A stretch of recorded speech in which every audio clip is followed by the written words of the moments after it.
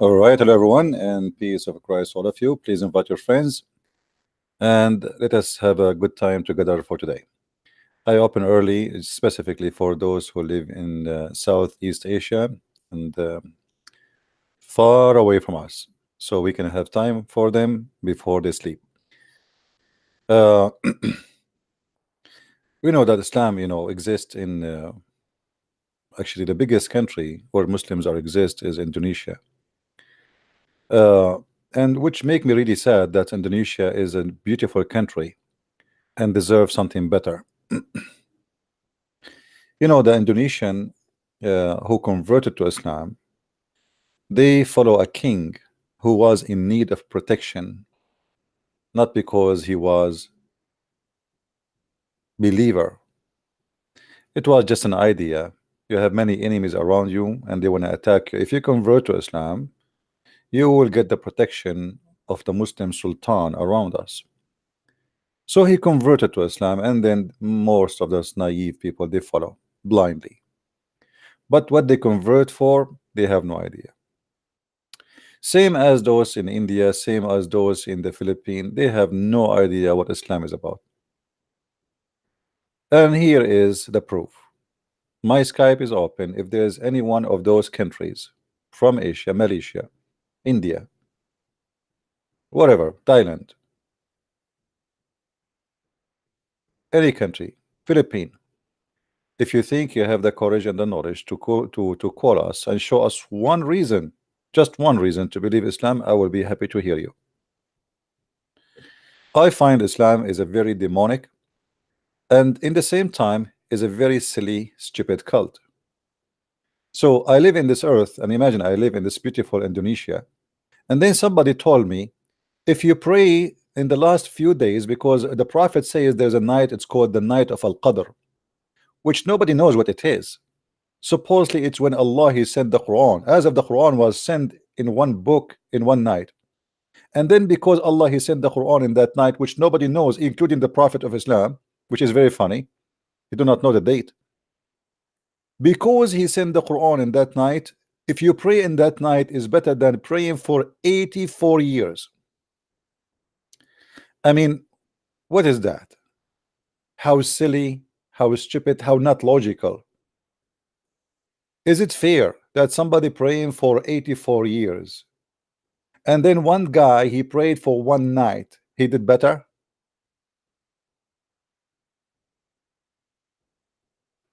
So if you are a Muslim and you have the courage and the knowledge, please, people from Indonesia, India, Philippines, etc., share the link with your Facebook people so we can get more people here. As you see, we open in special time now just for you, early in the morning for me, so we can share and give you time to be with us live.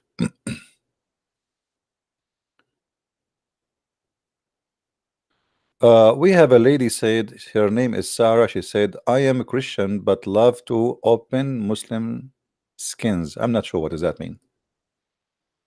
What does that mean, Sarah? What open Muslims skins? Excuse my English, I did not get you. First of all, we love everybody, and we as a Christian, we've been taught, been ordered, if you want to be a follower of Jesus, to love everybody, including the Muslims.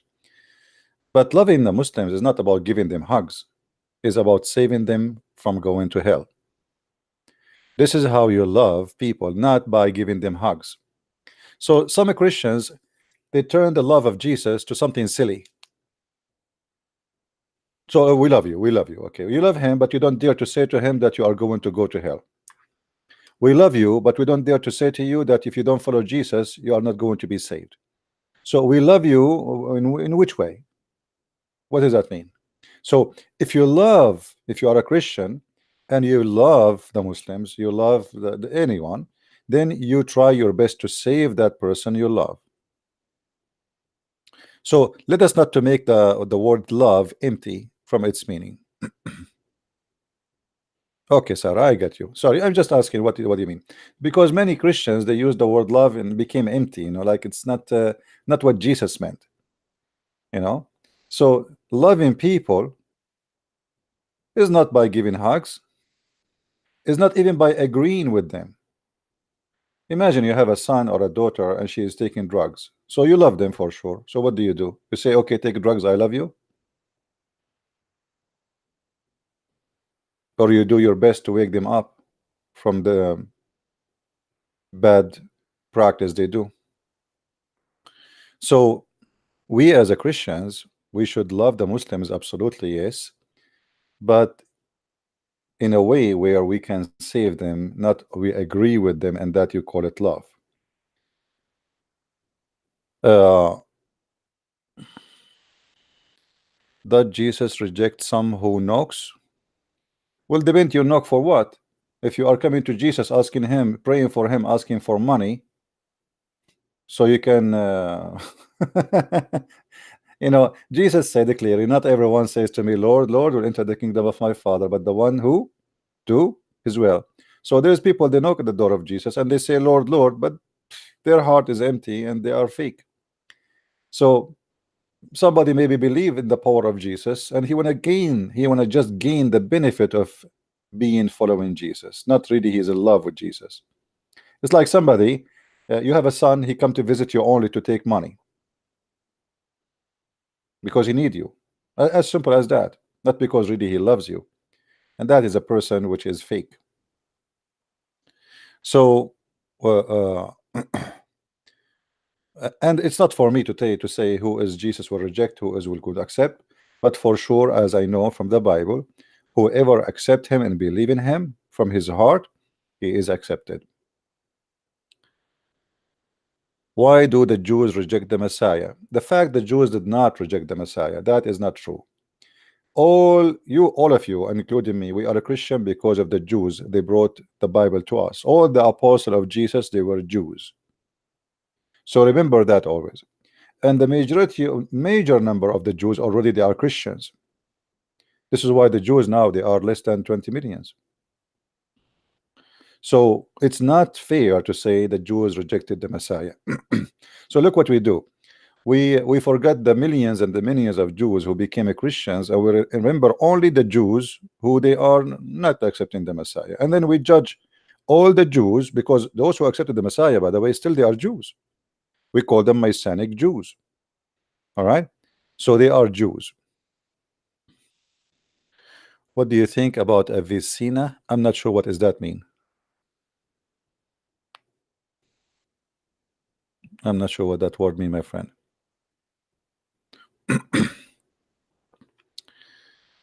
Happy Eid Mubarak.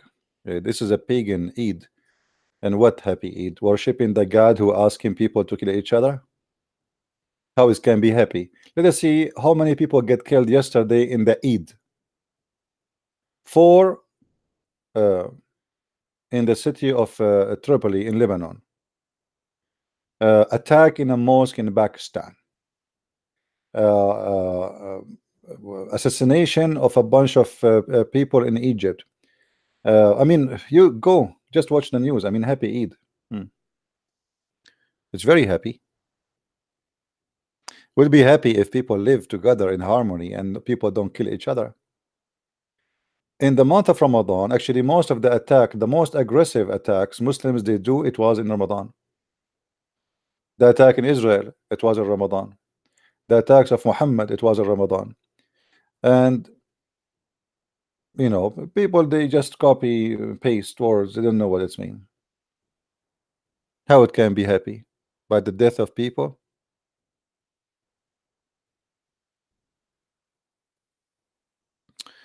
We have Mr. Barton. In your opinion, why every Muslim so hard to use logic about Islam? My friend, in order to use logic, you have first to believe in logic. Muslims are not even allowed to believe in something called logic. Do you know that the one who believe in logic, they call him kafir? Maybe you do not know that. So if you are a person who believe in logic, according to Islam or a philosophy, that's mean you are a kafir. You are not a Muslim. So what logic? So let us make it simple for you. It's not logical to believe in logic in Islam. Because this is against Islam. When you say the word logic, The word itself is not Islamic. The belief itself is not Islamic. The idea itself is not Islamic. Therefore, it is totally rejected because Islam reject anything is not Islamic. And here you see the hypocrisy of Islam. Islam reject anything is not practiced by the Prophet. Islam forbid Muslims from listening to music, watching TV, even listening to radio. But all Muslims, they do all those. And not only that, Muslims do dance, Muslims they have parties, and Muslims even they wear skirts, and Muslims they go and jump in the beach in the bikini, and Muslims they use tens of kilograms of makeup in their faces, and women they have perfume, and women she take hair from her face, which means nobody follow in Islam. But don't talk about logic. The second you talk about logic, they will be upset from you. But all the things you do against Islam, it's okay. Are you getting my point? You will see a woman, she is teaching us about Islam, making a speech, and she is having like 5 kilograms of makeup to the point you cannot see even the color of her skin. And she's telling us how amazing Islam is. But Islam says if you wear a makeup like this, you are going to go to hell.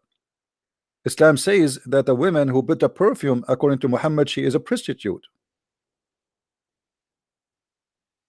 So the Muslims, the logic of Muslims, we say things to you about Islam, but we ourselves we don't believe in it. Because if you believe in it, you follow it.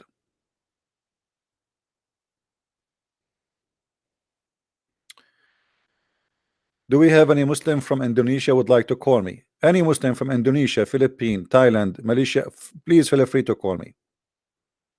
Our time today is for you, my friends. Is it true that Prophet Isaac married a minor girl? Is it true? Prove it. Is it true?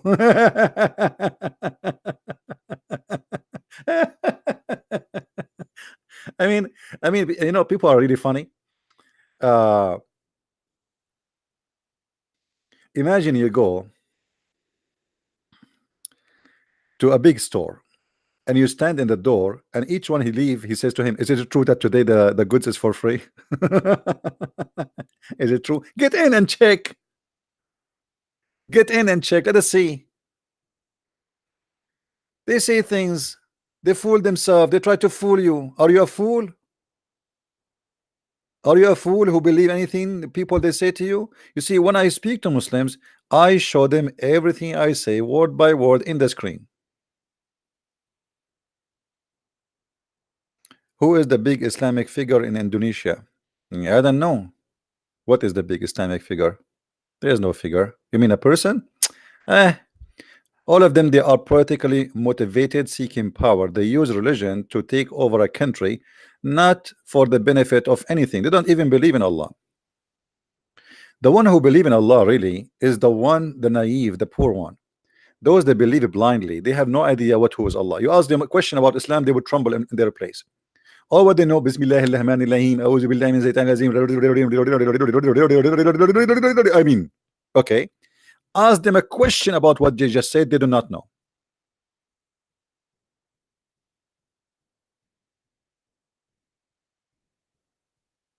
And by the way, there is a Abdul, somebody sent me in Skype saying that this Abdul, he sent a request to debate me in June 29th. And the topic is Jesus God? Like the guy, he decided the date, he decided the topic, and that's it. Is Jesus God? Do you know why they do that? Do you know why they do that? Because they are terrified. He don't want to talk about anything. Is Jesus God? So we cannot debate about if Allah is God? Only about Jesus is God? Okay, you can call me anytime. There's no need for 29th of June. If you are really brave, you can call me now. You can call me tomorrow. You can call me anytime. For me, I do not need to prepare. But maybe for you, you need a 1 month to prepare. June 29th. What about next year?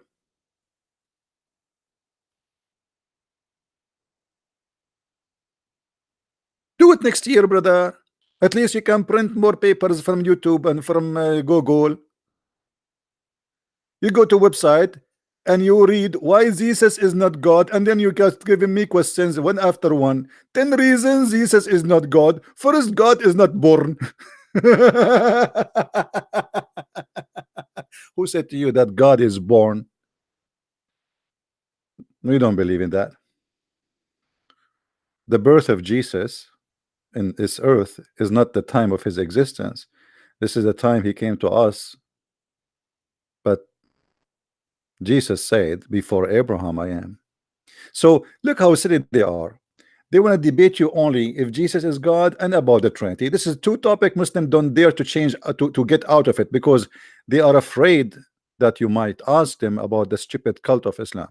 So is Jesus is God? Yes, Jesus is God. Call me right now. And there's no need to tell us in the 29th of January, of June, sorry. I am here almost every day. You will not miss me. And you can call me right now. So I find it very funny when the Muslims, there is a guy, he made an article challenging me for more than 10 years to debate me, but he never show up. I mean, do you see how brave they are? It's just to make an article. I challenge the Christian Prince. All of them, they challenge me. I'm here. My Skype is open.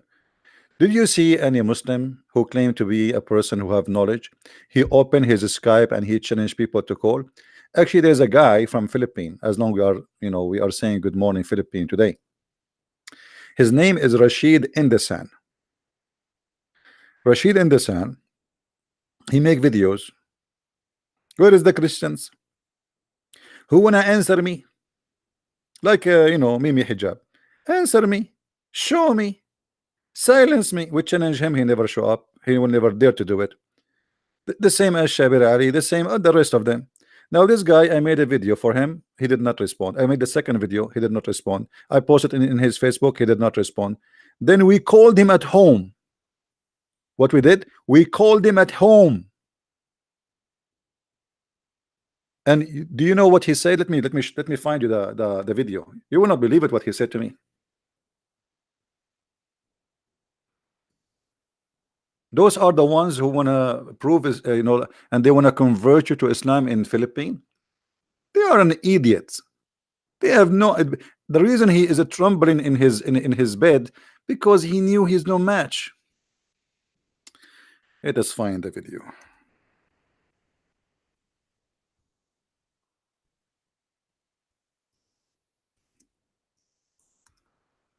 And the funny, he said to me, I debated a real American. You are not American. You are not American. Unbelievable. Okay, not real American. I want to see your name. I want to know your name. We will arrange everything. I debated. There are at least 3 times I have experience in Paltok.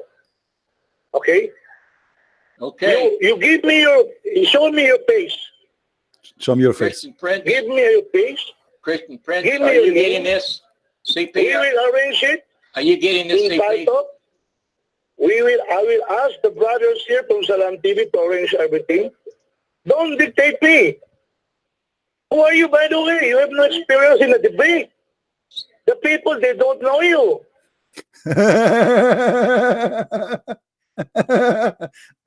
When I heard this, I was dying from laughing. By the way, you have no experience in debate. People do not know you. That's a good one. Unbelievable. By the way, you have no experience in debate. Hello? You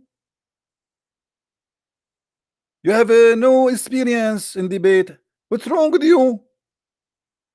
So this is the guy who is make himself like a big guy in the Philippines, challenging the Christian. The second he heard my name. By the way, you don't have experience in debate. How I can debate you?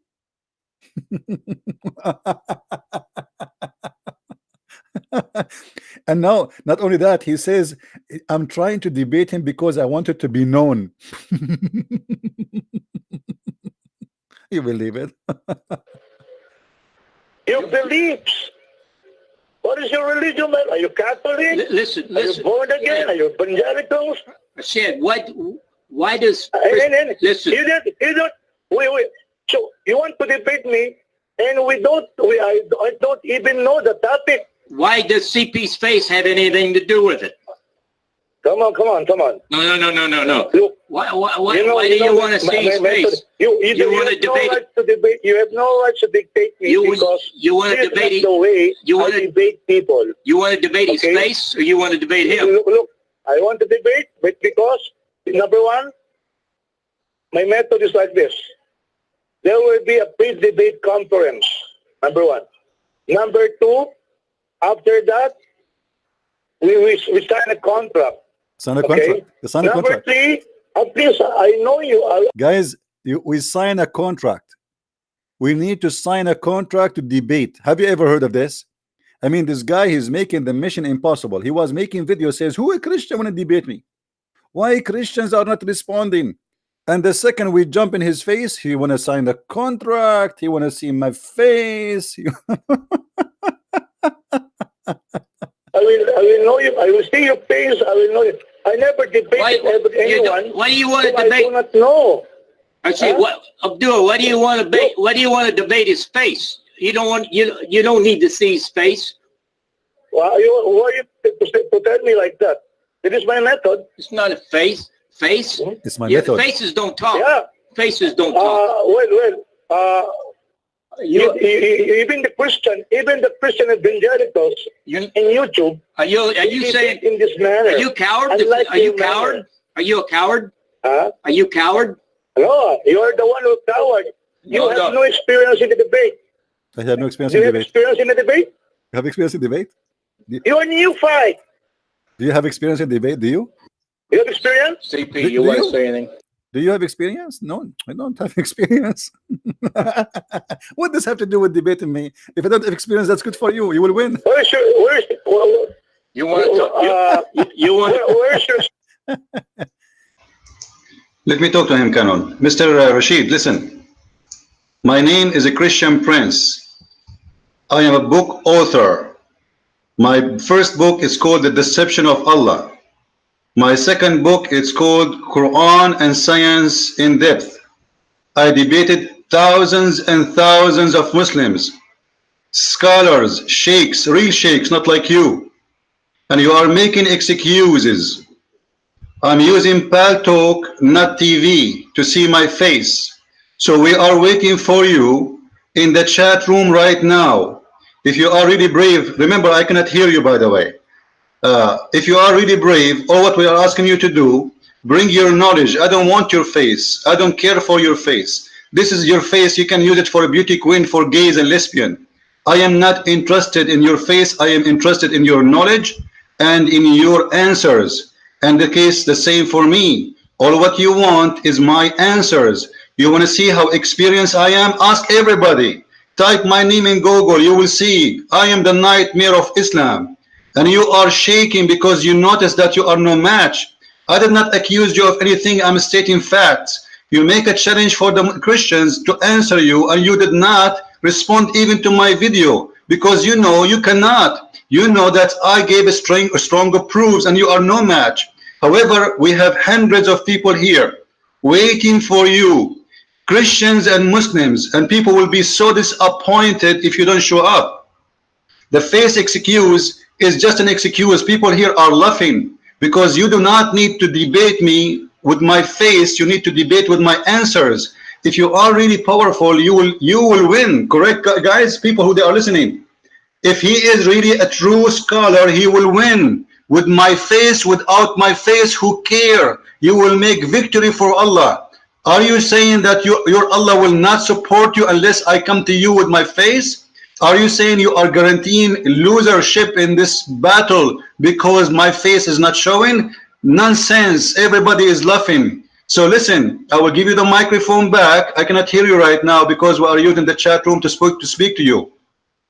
I challenge you. We are waiting right now, and I gave you time in advance to prepare yourself. However, you can bring with you as many as you want. Ask, call all the Muslims you have in your town, even in Saudi Arabia. I am the Christian Prince. I am the nightmare of Islam, and none of you can debate me.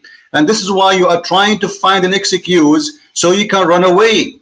However, you are more than welcome to prove that you are really a scholar.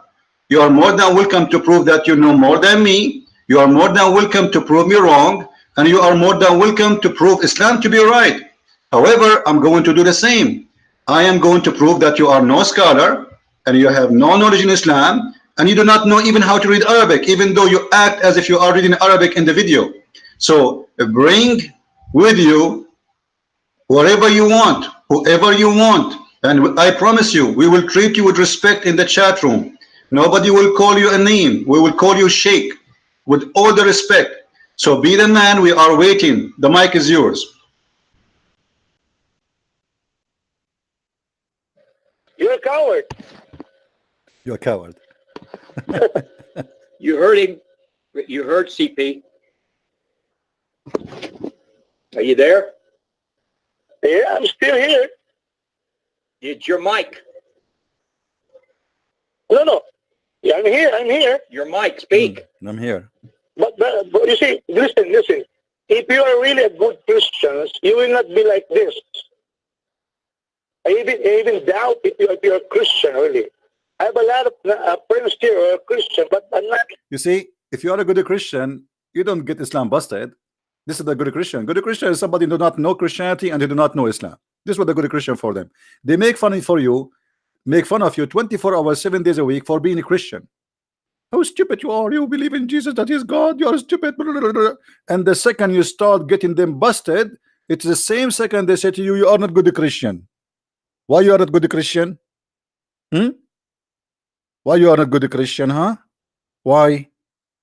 Is that what Jesus told you? Huh? So they don't want you to listen to what Jesus says to you in the Bible all the time, 24 hours, 7 days a week. The second you start the spanking is the same second they say, he's not a good Christian. I'm not going to talk to you. What a Mickey Mouse show. And not only that, later he says to us, he debated a real American.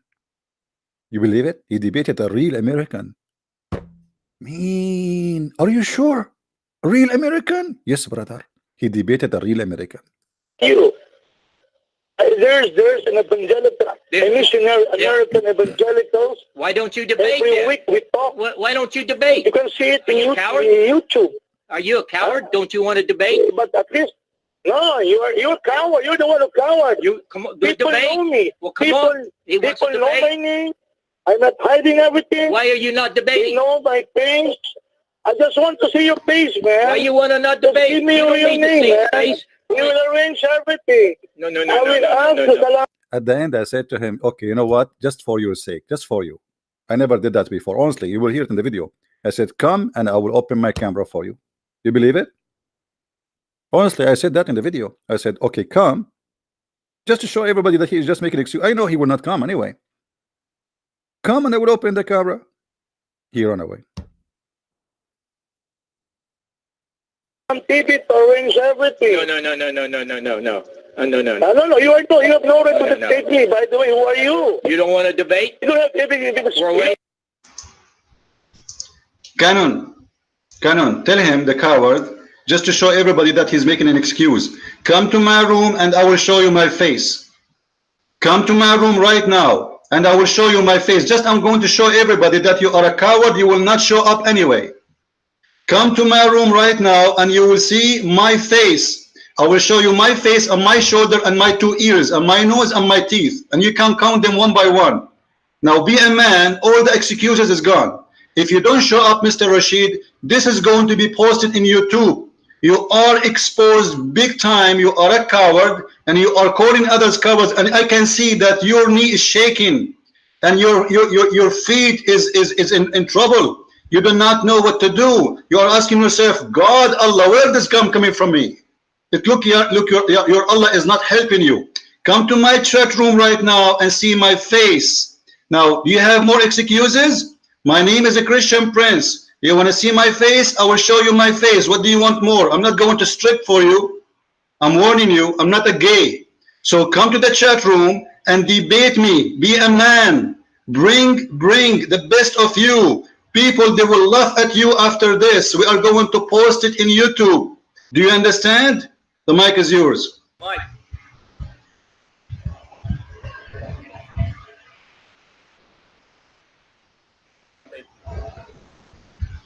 I think he hung up, CP. He hung up. He hung up. He was bragging about seeing my face for an hour, and then when we showed him, okay, come, and they will show you my face. And by the way, I'm not showing my face for his benefit because he might have attack. Because now look, you debate me, you have my knowledge, and then you have my face. I mean, this is horrible. Two hit in the head at the same time. So I'm saving you actually by not showing my face. Actually, if you see my face alone, you will be like a rabbit who do not know what to say. Well, you want to see my face?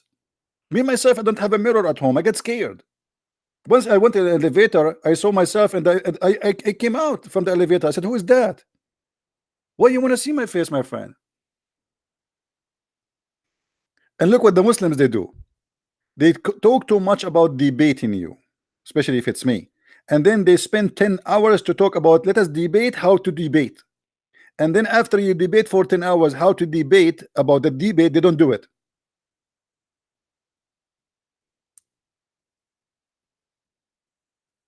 Like the guy yesterday, the Indian guy. When I say to him, Aisha, she was 9 years old when she went to the house of her husband, he says she was 6. When I say she was 6, he says it's 9. Just say anything, they will say the opposite. Say it's night, they say it's day. And this is why I have I don't debate Muslims, I play with them. A Muslim is like a kid. You say to him, this is a tree, he says it's a grass. You say it's a grass, he says tree.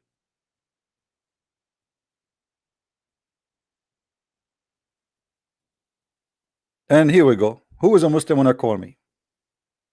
Especially if you are from Indonesia or from India or from Philippines or from Malaysia or from whatever. Anyone? Especially those who, you know, like this guy is from where? I think I am assuming he is maybe from India or Pakistani.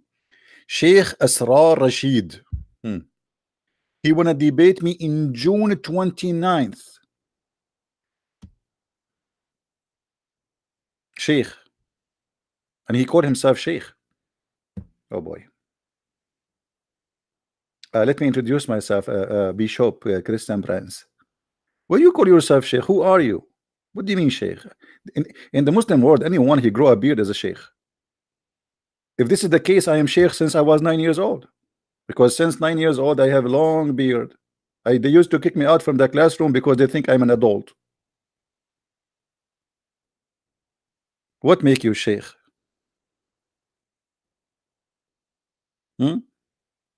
Anyone he grow a beard, he go to the mosque, he get a sari, and he pray in the front, they call him a Sheikh. Yeah.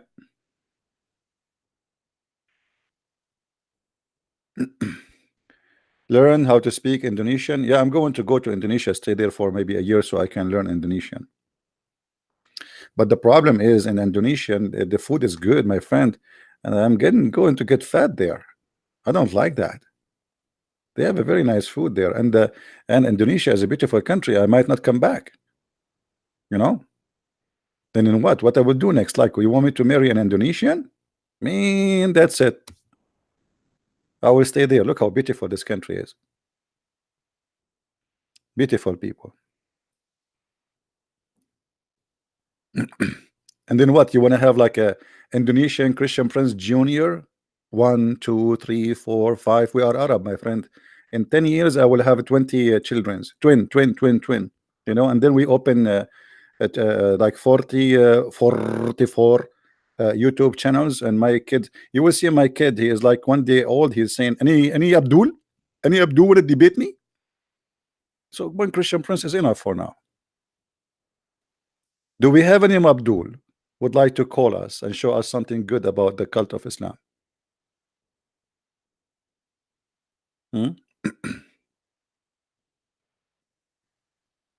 No, I know Indonesian people are very nice people too, actually. Actually, all I love all of Asia, you know, and actually I love their food too. Now there is things in everywhere you might like, you might not like, and the same as in America. There's things you like, you don't like. Same as in the Middle East, things you like, you don't like. But generally speaking, uh, people they are very beautiful. And when I'm talking about beautiful, I'm not talking really about looking, even though they are good looking. But I'm talking about how beautiful their heart. They are good people. They have a good heart, and they deserve better than the cult of Islam. And that's why really I wanted to do my best to speak to people who they are from India, from Pakistan, from Indonesia, so they might learn something which is will be useful for them about the cult of Islam. Uh, and here we go. We offer any Muslim from those countries. Why you don't ask from your country, the ones, I mean, Indonesia or Malaysia, whatever. Why don't ask a guy who claimed to be a big shot, like he'll have a long beard, to come and debate me? That would be wonderful. And then let all Indonesian or Indian or Zakir Naik, we offer him to debate me. He said, I need to bring with me 2,000 people. My friend, I have hard time to pay for my airline ticket. You want me to bring 2,000 people with me? And who is the crazy you want to go with me? 2,000 people. And who is going to pay for them? 2,000 people will fly with Christian Prince. Why? He is Noah? I will take the ship of Noah? Even the ship of Noah will not fit.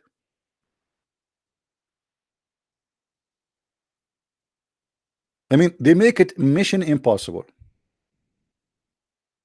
2,000 people. What about 1,999? Is that okay? Hmm? Yeah, but please don't talk against brother Zakir Naik. Zakir Naik is a special person for me. I learned a lot from him, brother. You ask Zakir Naik about any topic, he knows everything. Anything. They told Zakir Naik, why you are against teaching Christianity in the school?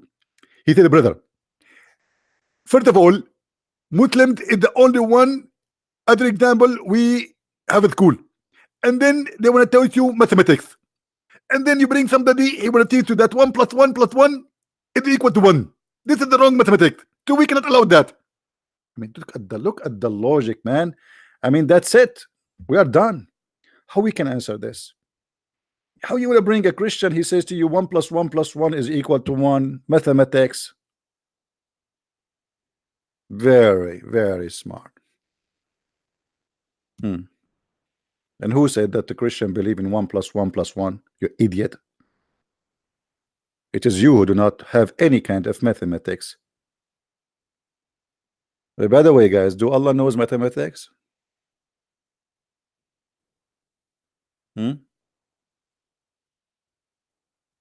No, I cannot call him. Last time I called him, he swear by Allah, if I call him again, he will take a shower naked. And that's really scary. Until now, he's doing it with his clothes.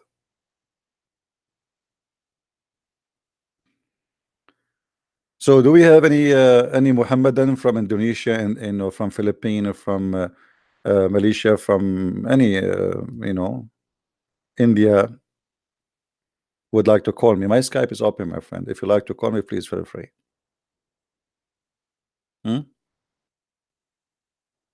Anyone?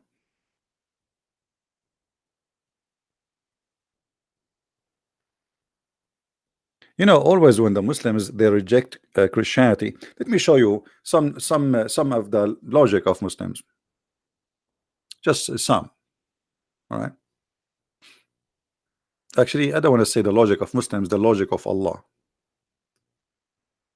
If we open the first chapter in the Quran, just to show you how silly this religion is. Allah said, in the name of Allah. What? Allah, he said, in the name of Allah. Who is that? And then Allah, he says, the most beneficent, the most merciful. And then he says, all the praise be to Allah. Thanks to Allah. Allah saying all of this to himself. That's crazy. I mean, this is the first page in the Quran. The first page is a comedy. And then Allah, he says, you alone we worship. A Muslim, he might say to you, this is a prayer. Show me where it says that this is a prayer. Does it say pray like this? Anywhere it says in the Quran, when Allah he says to Muhammad, say, it says say, qul. I don't see anywhere it says say. Do you see it? So what kind of Quran this Quran is? How we can believe in this? This is the first page. What about the second page? The chapter of the cow. Don't remind me, please. I was speaking to thousands of Indian Hindu, and I told them, do you know, brother, that the biggest chapter in the Quran, brother, is the cow chapter? All those Hindus became Muslims after 2 seconds. I will never do that again. Big mistake. The biggest chapter in the Quran is the cow chapter. And why we call it the cow? Anyone knows why we call it the cow? Why it's called the cow? Who's a Muslim want to tell us? What is the secret behind calling the chapter the cow? Hello? Hello?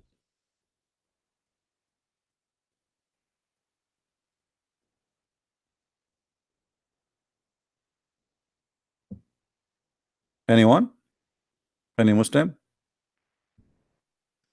According to the Quran, if you have a dead body, you can beat him by cow beef and he come back to life.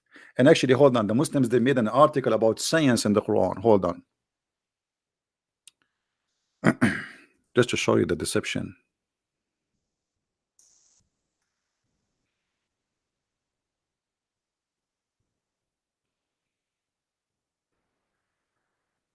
Oh,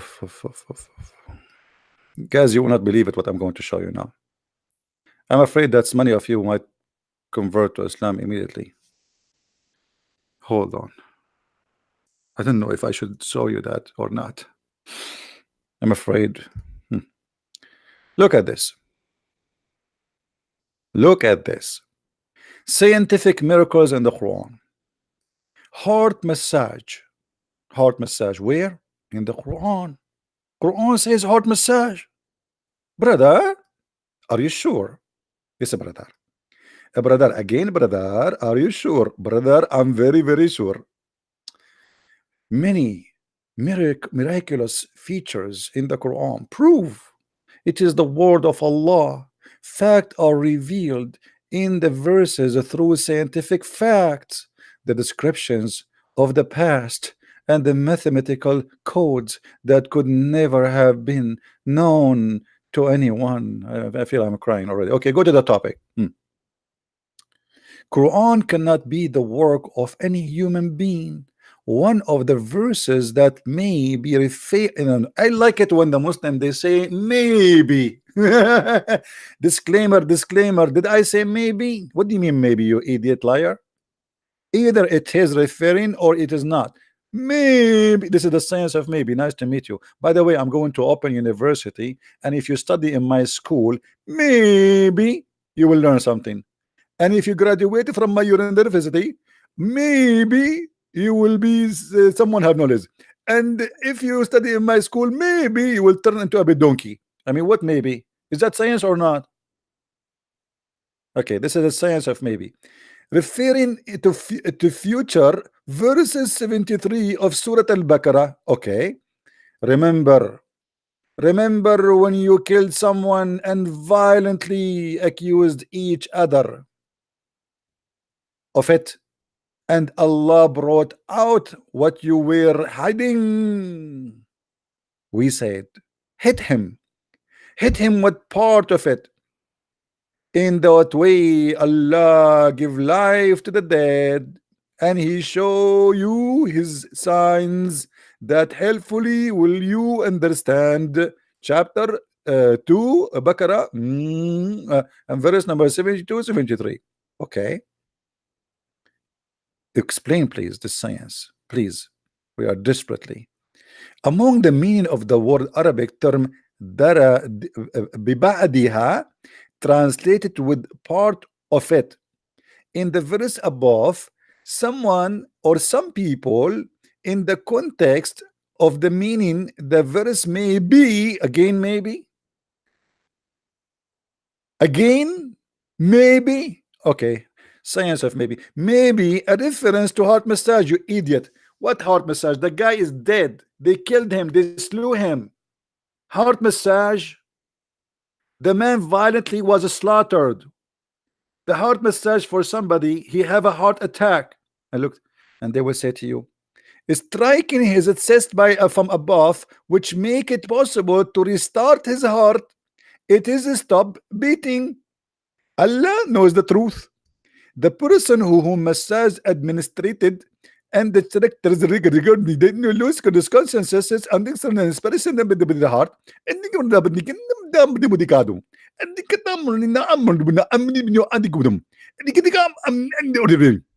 okay, but the guy is not dead by heart attack. You see how they try to fool you? The Quran is speaking about a fictional story about a guy being slaughtered, and we bring some beef and we hit him with it, not in his chest, hit him all over his body. Do you see in the verse where it says hit him in his chest? And the guy was killed by a sword. What does this have to do with heart massage? Do you see how maybe Quran is speaking about science? And by the way, in America, brother, if you go in the FBI department, in the first floor, you see a big freezer. Do you know why, brother? Because anyone he died, they hit him with beef, and he come back to life, and he said the one who killed him, and he die again. Because this is what the verse in the story is saying. The guy was killed. They want to know who killed him. Allah told them, bring some beef, and hit him. Brother is not waking up. Beat him more. Brother, and by the way, some scholars they say they hit him with the tail of the cow. Some they say with the tongue. Some they say they know they will hit him with what. Anyway, it's beef. Just let it go. What if we go and see the interpretation of the verse? Shall we? Okay, let's go to the interpretation.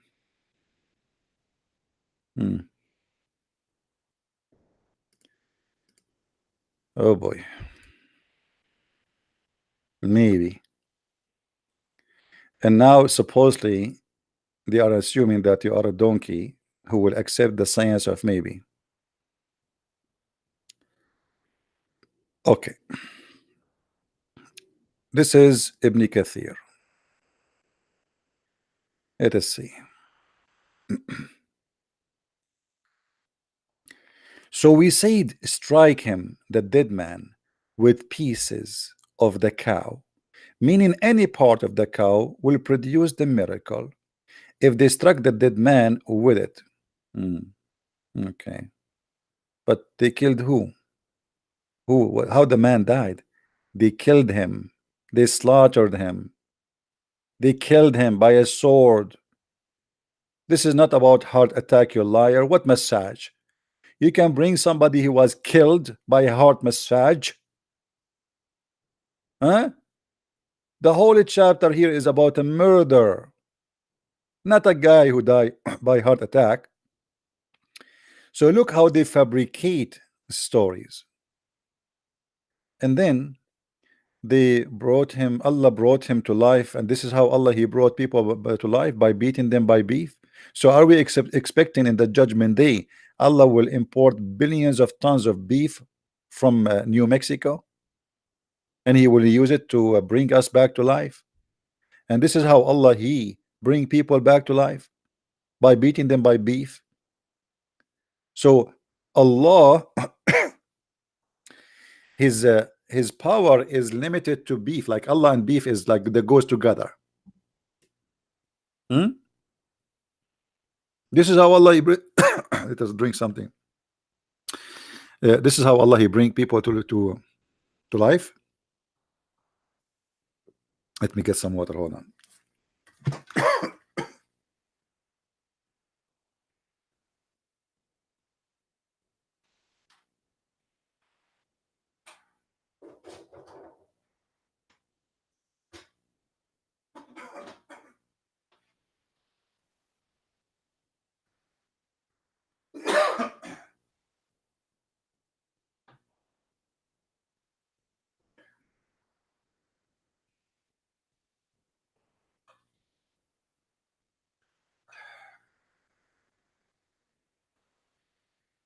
All right.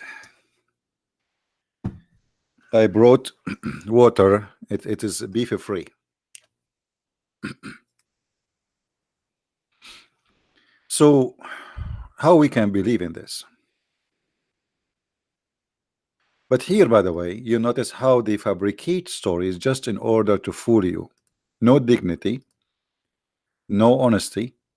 They are willing to make anything, to say anything, just to make you a believer. So they make it from a stupid story in the Quran. Suddenly, it became science. Suddenly, it is a science.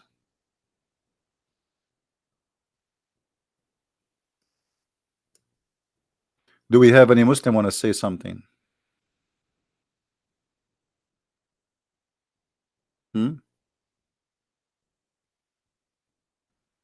Anyone?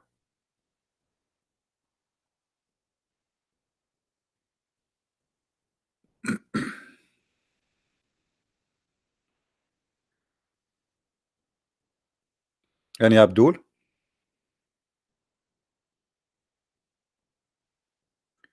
All the claim of scientific miracles is nothing but a lie. And we challenge any Muslim, by the way, to prove to us one of them to be truthful. Just one. And by the way, why Allah he need beef to resurrect somebody from death? Yesterday I bought a ground beef from Walmart. Can I use it? Like if I hit him with a can.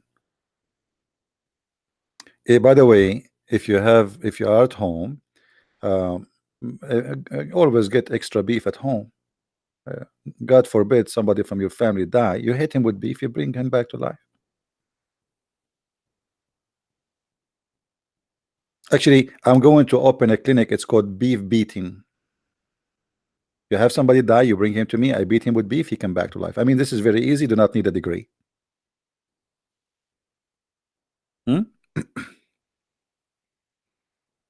But the problem is, if I live in India and there is an area which is of Hindus, how they will allow me to bring beef? They will beef me before I get the beef. Unbelievable.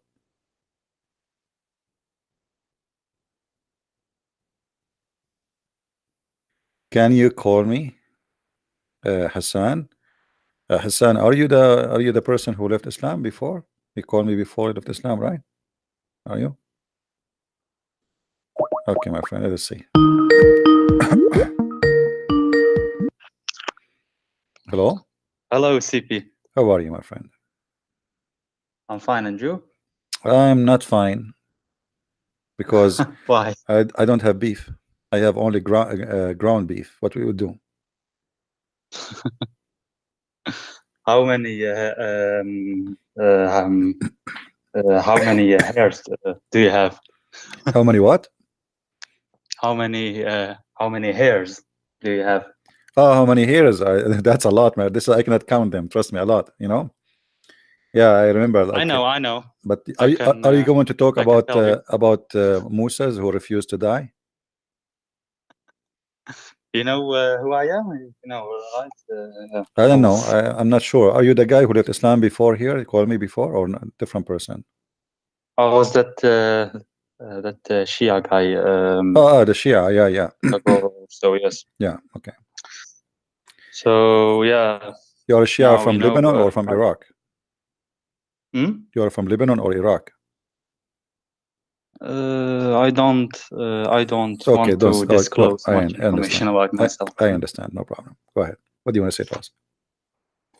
So yeah, now I'm not sure what to believe. You know, after those two last calls, like yeah. Yeah, I remember you're Christian, but you decided to leave Islam, but you know, because forgive me, really, there's a lot of people who call me and leave Islam, so it's hard to remember. Did you become a Christian or not yet? I think you did not, right?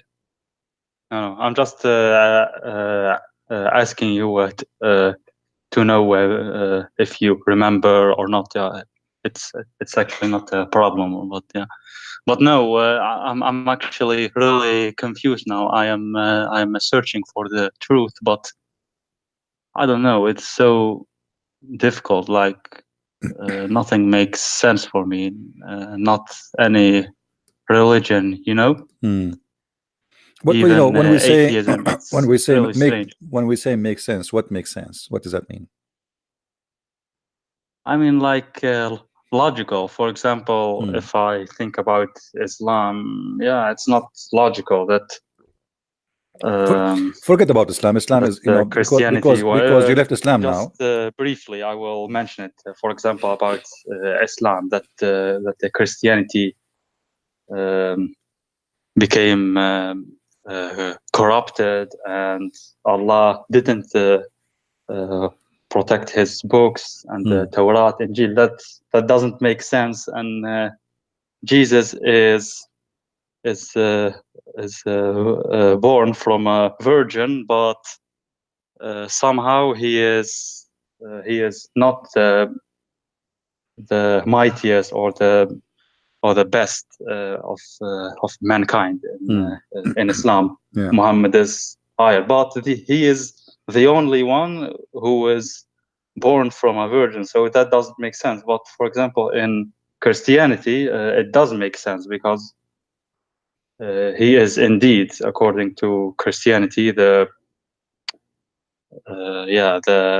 how do you know, the word, he is God, they believe. So it makes sense that only he has a miraculous birth. So okay, that's for Islam, but for the rest, Christianity, Judaism, I don't know. It's so Christianity does not make sense to you too? Like not really. It makes more sense than Islam, but because they believe in the Torah, right? It is not corrupted, according to you. Like it's, you have the same Bible as the Jews, maybe a different interpretation, but it is not like we don't accept it like Muslims. So what prevent you from becoming a Christian? What is the issue with believing Christianity? I don't know. I mean, God is almighty, but why is there so much evil in this world? Like God is almighty, his mercy is complete, his okay, let me have a little talk with you. You know, but if you woke up today, my friend, you know, Hassan, you woke up in the morning, okay? You make your tea, you drink your coffee, and then you want to do like some activities as a human. You know, you have energy, you want to burn. So when we speak about evil, why we blame always the evil for God, and we don't remember that we are the one who do the evil, not God. So if we can start my day, me and you, in different way. I drink my coffee, I do something good to help people. Like now, I give my time for people to speak to them, or I can go and take a gun and start shooting people. So who is the one who told you to do that? Like, did the God of the Christians says take your gun and shoot people around you? No. So if the God to blame, then if he says that, then yes, we can say, well, we have to blame God, because this guy, he did it because his God told him to do that. It was God, whoever that God is, regardless. But if it's not, then we cannot blame God for it. We blame the man or the woman who did evil. So when we do evil, we will be taken accountable for our evil. And the weird about us, that when something good happened to us, we claim it. Okay, I was smart, I was successful, I was etc. But when something wrong happened to us, we blame always God. But the fact the earth is full of a human who do evil to each other, and God has nothing to do with it. And I'm talking about the true God, not Allah. So human being, you see, when you go to the wood, you are more secure if there's nobody around you, a human. You will be more worried if a human around. You will not be worried too much about animals, because animals, if they attack to eat. Human, they can attack just to kill, you know, to do evil, right? So you will sleep more comfortable if you have a dog next to you, but not a human you do not know, because you don't trust him, but you trust a dog. So we don't want to blame evil for God, and the fact it is that we are the one doing evil, and then, you know, we make it's God. You see, Muhammad in the Quran, if you remember, there's a verse that says وَمَا رَمَيْتُ وَإِنَّمَا اللَّهُ رَمَى. You remember this verse? No. Okay, I will show it to you in the screen. The Quran make you feel that you are not guilty for killing and murdering, and which mean Quran promote murdering, in the same time make you believe that you are a good person. So if we go in the screen, let us show you on the screen. All right, in chapter 8 verse number 17 as an example, it says the following: you killed them not, but Allah killed them. Actually it says, you can read any translation you want, slew them, kill them, whatever. So look what the evil Muhammad he did. This is not God, this is the evil Muhammad. He made the Muslims believe that when you slaughter a human being, it's not you who killed him, it's Allah, and that will make you feel better after doing your murder, because it's not you who killed him. It's not you who throw your arrow, it's Allah who throw it. It's not you who slaughter by the knife, it's Allah who used the knife. So a cowardly teaching that God supposedly he can kill, but yet he will use you to kill. He cannot kill himself.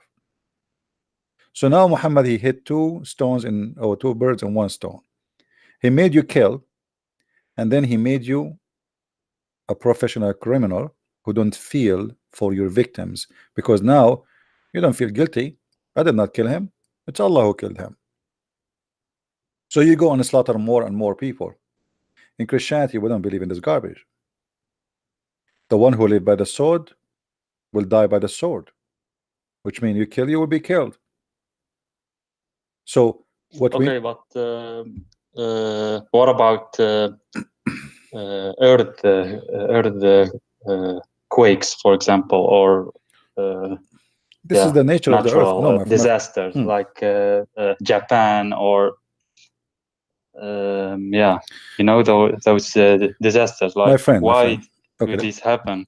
God is almighty. No, he the earth. No, actually, he can stop no, evil. no. Right? This is not Because evil. he's No, almighty, earthquake have nothing to do with evil, unless God is doing it in purpose to punish somebody. But earthquake is something natural, happen actually to keep the earth healthy. Actually, if the earthquake happen in this earth, it means the earth is dead and we will die. So the earth having earthquake to avoid to be explode like a bomb, same as volcano. See, imagine if we don't have volcano, and then the pressure is build up, and then the whole earth will explode. Earth became like a bomb, explode like pieces. So volcano, earthquake happen to keep the earth alive and healthy. Same time, you as a human being, you should use your brain. Why you want to go and live in an earthquake area and you build house from stones? Build it from material which will not really kill you if an earthquake happen. So as an example, in California they have a lot of earthquake. A human being need to learn that this area I live in has earthquake because of the location, not because anything. If you go a different place, there's no earthquake. In California there's so every area is different. You live in an area, you choose the area, nobody force you to choose it. You don't like the earthquake area, go, don't stay there. So you inhabitate an area, have earthquake, and then you complain about earthquake. Why you do that? You don't like it, go to a different place. Same time, build your house from material which earthquake cannot hurt you. If you make it from wood, then there's no concrete will fill in the top of your head. Or if you make it from concrete, but you make it in the right way, today we have engineering, etc., so earthquake will not really do harm. In Japan, every day they have 2,000, an average of 2,000 earthquake a day. Many of them they don't feel them, and a few of them they feel them, but that have nothing to do with God. Okay, yeah, I don't know. See, this is I not, mean, evil, killing, and yeah, you know, killing. Like God is Almighty, so why doesn't He stop all those killings happening? You know, why he will stop it? Why he Uh, will stop it? Muslims, No, why in you name want of him? Islam, Okay, why you want him to stop it? because His No, His no, you see, mercy is complete, is no, perfect. it's still He because is no. perfectly All right, you see, merciful, right? what about Jesus? Jesus himself, he was murdered, correct? He was murdered. According to Christianity, Yes, yes. he did nothing. Okay, this is our God himself. He was murdered. He did not stop it. Imagine. So, you know, you are going to be taken accountable for your act, and this is the point of all belief. If you, if God he involved in telling you what to do and forcing you what to do, then what the point of there is a reward and there is a punishment? So the one who got killed in Christianity is not his blood is not gone for nothing. You know, they killed all the apostle of Jesus. God did not intervene. They killed them, they tortured them, they feed them even to animals. They feed them, and still the Christian, they see themselves dying and still they believe in Jesus. They did not say what you are saying. Why? Because simply that is not evil for them. Yes, they are doing evil, but death is not the end. Death, it might be actually your ticket for something better. So yes, he did evil to me, but I will get a better reward from the evil he did to me. They can kill the body, but our life is not based on the body only. We believe in eternity. In eternity, you know, life in earth is short. Like yesterday you were a kid, tomorrow you are old, and the day after you are dead. Extremely short. You will not believe it. You know, yesterday I was 8 years old, today I'm 17. You know, we are Arab. Yeah, okay, We but go in different direction. still, yeah, I don't know. It's so okay. Yeah, you have Buddhism, Hinduism. Then why Christianity only? Every No, I'm not saying to you Christianity everyone only. No, claims to be yeah, here we claims go. to have the truth. So Okay, why not no, Buddhism, Hinduism? but it's not about Christianity only, my friend. It's you, God. He gave you opportunity to take decisions, and there is opportunity to choose. What do you want? You want Hinduism? Okay, take Hinduism. You want Christianity? Take it. But as you said, everyone believe that he is the right one, but still, it's you who will take a decision. So let us say we have a bus stations full of buses. There's many buses, many direction, and every bus promise you, okay, you go on this bus, etc. But God, he gave you a lot of opportunity to find out who is the one who bring the truth. So when you want to believe in something, you have to examine that thing, not only just say, okay, there's many options, I choose one. You have to choose, and you have to be smart, and you will be responsible for your decision. All what life is about decision. The first thing in the morning, when you cross the street, you have to make decision. Look right, look left, otherwise somebody will hit you, even though he don't want to kill you. So life is about decision. When you get married, you know, you might make a good decision, you might make a bad decision. But when it's come to believe, there is tons of evidence will lead you into something, which is that belief. So you have to examine those evidence. The same as Islam. There's many believe in Islam. But I have actually examined, but I get so confused.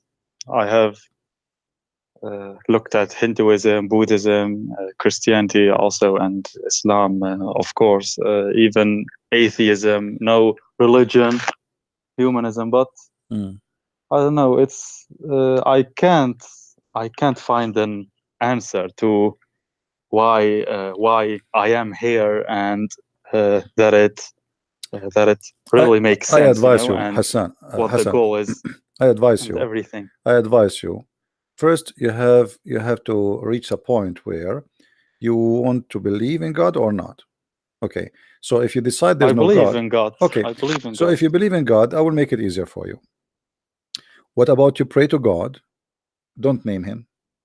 Pray to him, say, God help me where I should go. Pray from your heart. And I believe that God, he will answer you. The true God, he's there.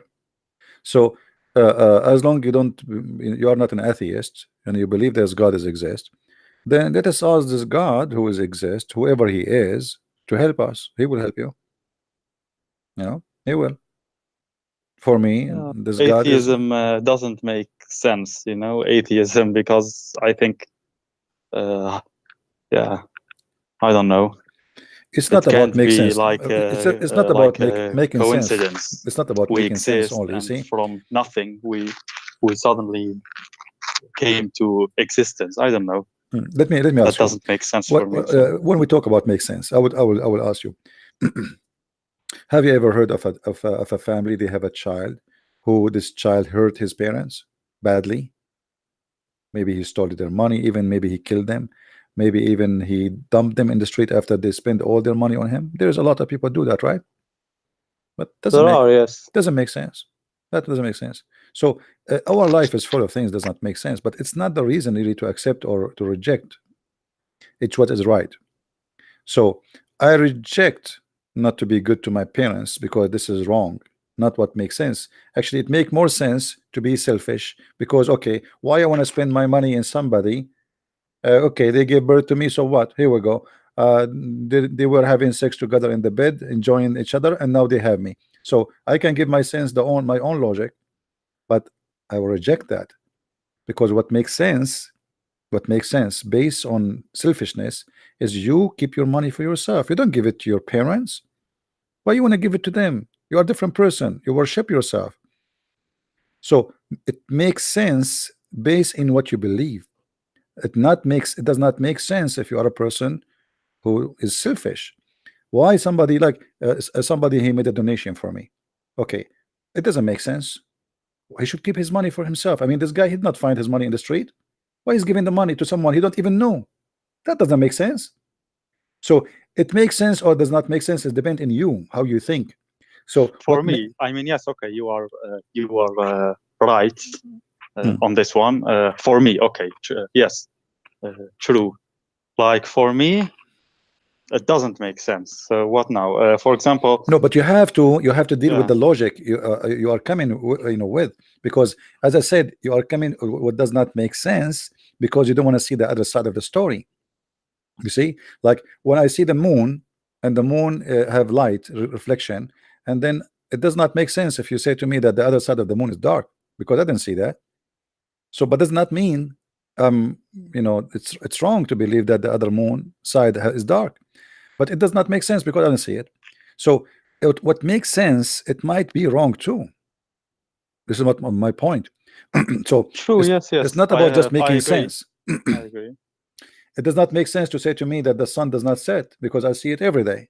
I see it with my own eyes. It's set, but the fact it does not. So sense is something you sense it the way you want to sense it.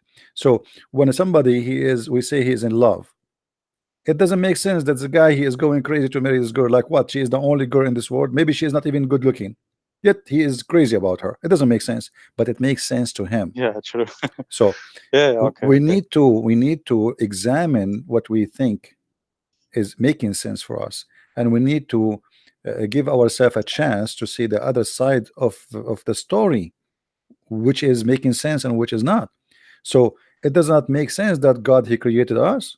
No, it makes sense, you know, because life is really good, but it's us does not make sense that us making it ugly.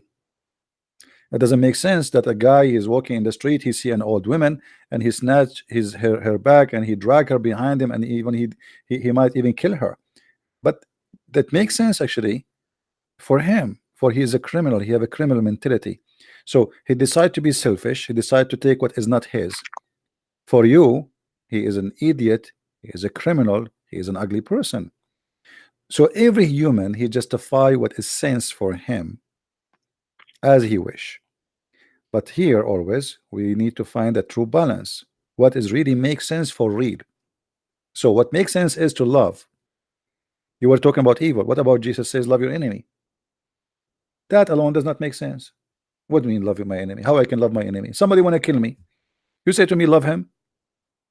So that does not make sense. But if you think about it, it make a lot of sense, because two evil will not make the world better. But somebody love and somebody hate, that one who hate, he might even change his heart, because look, I'm beating them, I'm killing them, and look, they are praying for me. That might change him to be a better person, different person. So it makes sense to be a person in love. It doesn't make sense to be a person of hate. So it's a fight between evil and good, and the God of good is the one who teaches us to love, and that is Jesus. And the rest, they are teaching us to kill each other. So now we have to make decision which one you want, the one who will bring nothing but evil, or the one who bring love to this earth. You see, if the whole world practice one sentence of Christ, which is love your enemy, imagine this earth will be different earth. This will be heaven. We spend in America trillions of dollars, India, Pakistan, and they are poor countries. I mean, all of those countries are poor, yet they spend a lot of money in war, equipments, when this money can be spent to feed their countries, build the schools, have a better jobs. People, they can rejoice with the money. They have the money, but they spend it in the wrong place. Why? Because everybody is worried about the evil will be done to him by his neighbor. Why? Because nobody love, and love is missing. So if we practice one sentence of Christ's teaching, all of us on this earth, no killing, no thieves, no hate, no war, no army is needed. Love your enemy. Love your enemy. There's no enemy. If everybody love his enemy, there's no enemy left. So we need to ask ourselves first, who is the one, if we follow, can change our life for better, can make me a better person? And for me, I say to you, that is Jesus. And just one sentence is enough. You see, the whole Bible in one sentence: love your enemy. Who can come with better than this? That's it. Well, okay, you're a wise person. I have to admit, actually, yeah, you're right. It's deep what you teach. I haven't thought about it like how you say it, but yeah, okay. But what is your opinion about Hinduism and Buddhism? Like, I'm just curious. For me, I believe all people, they need Christ to be saved. It doesn't matter. Even the Jews who have the Bible, who have the Torah, still without Jesus, they are not saved. So anyone, not only the Hindus, anyone who don't believe in Christ, they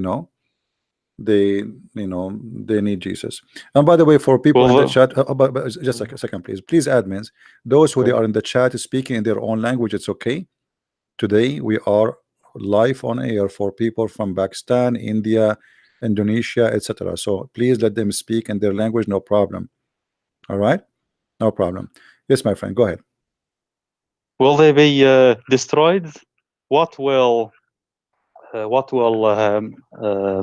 happen with me if I die and I don't believe in Jesus, Okay. but I'm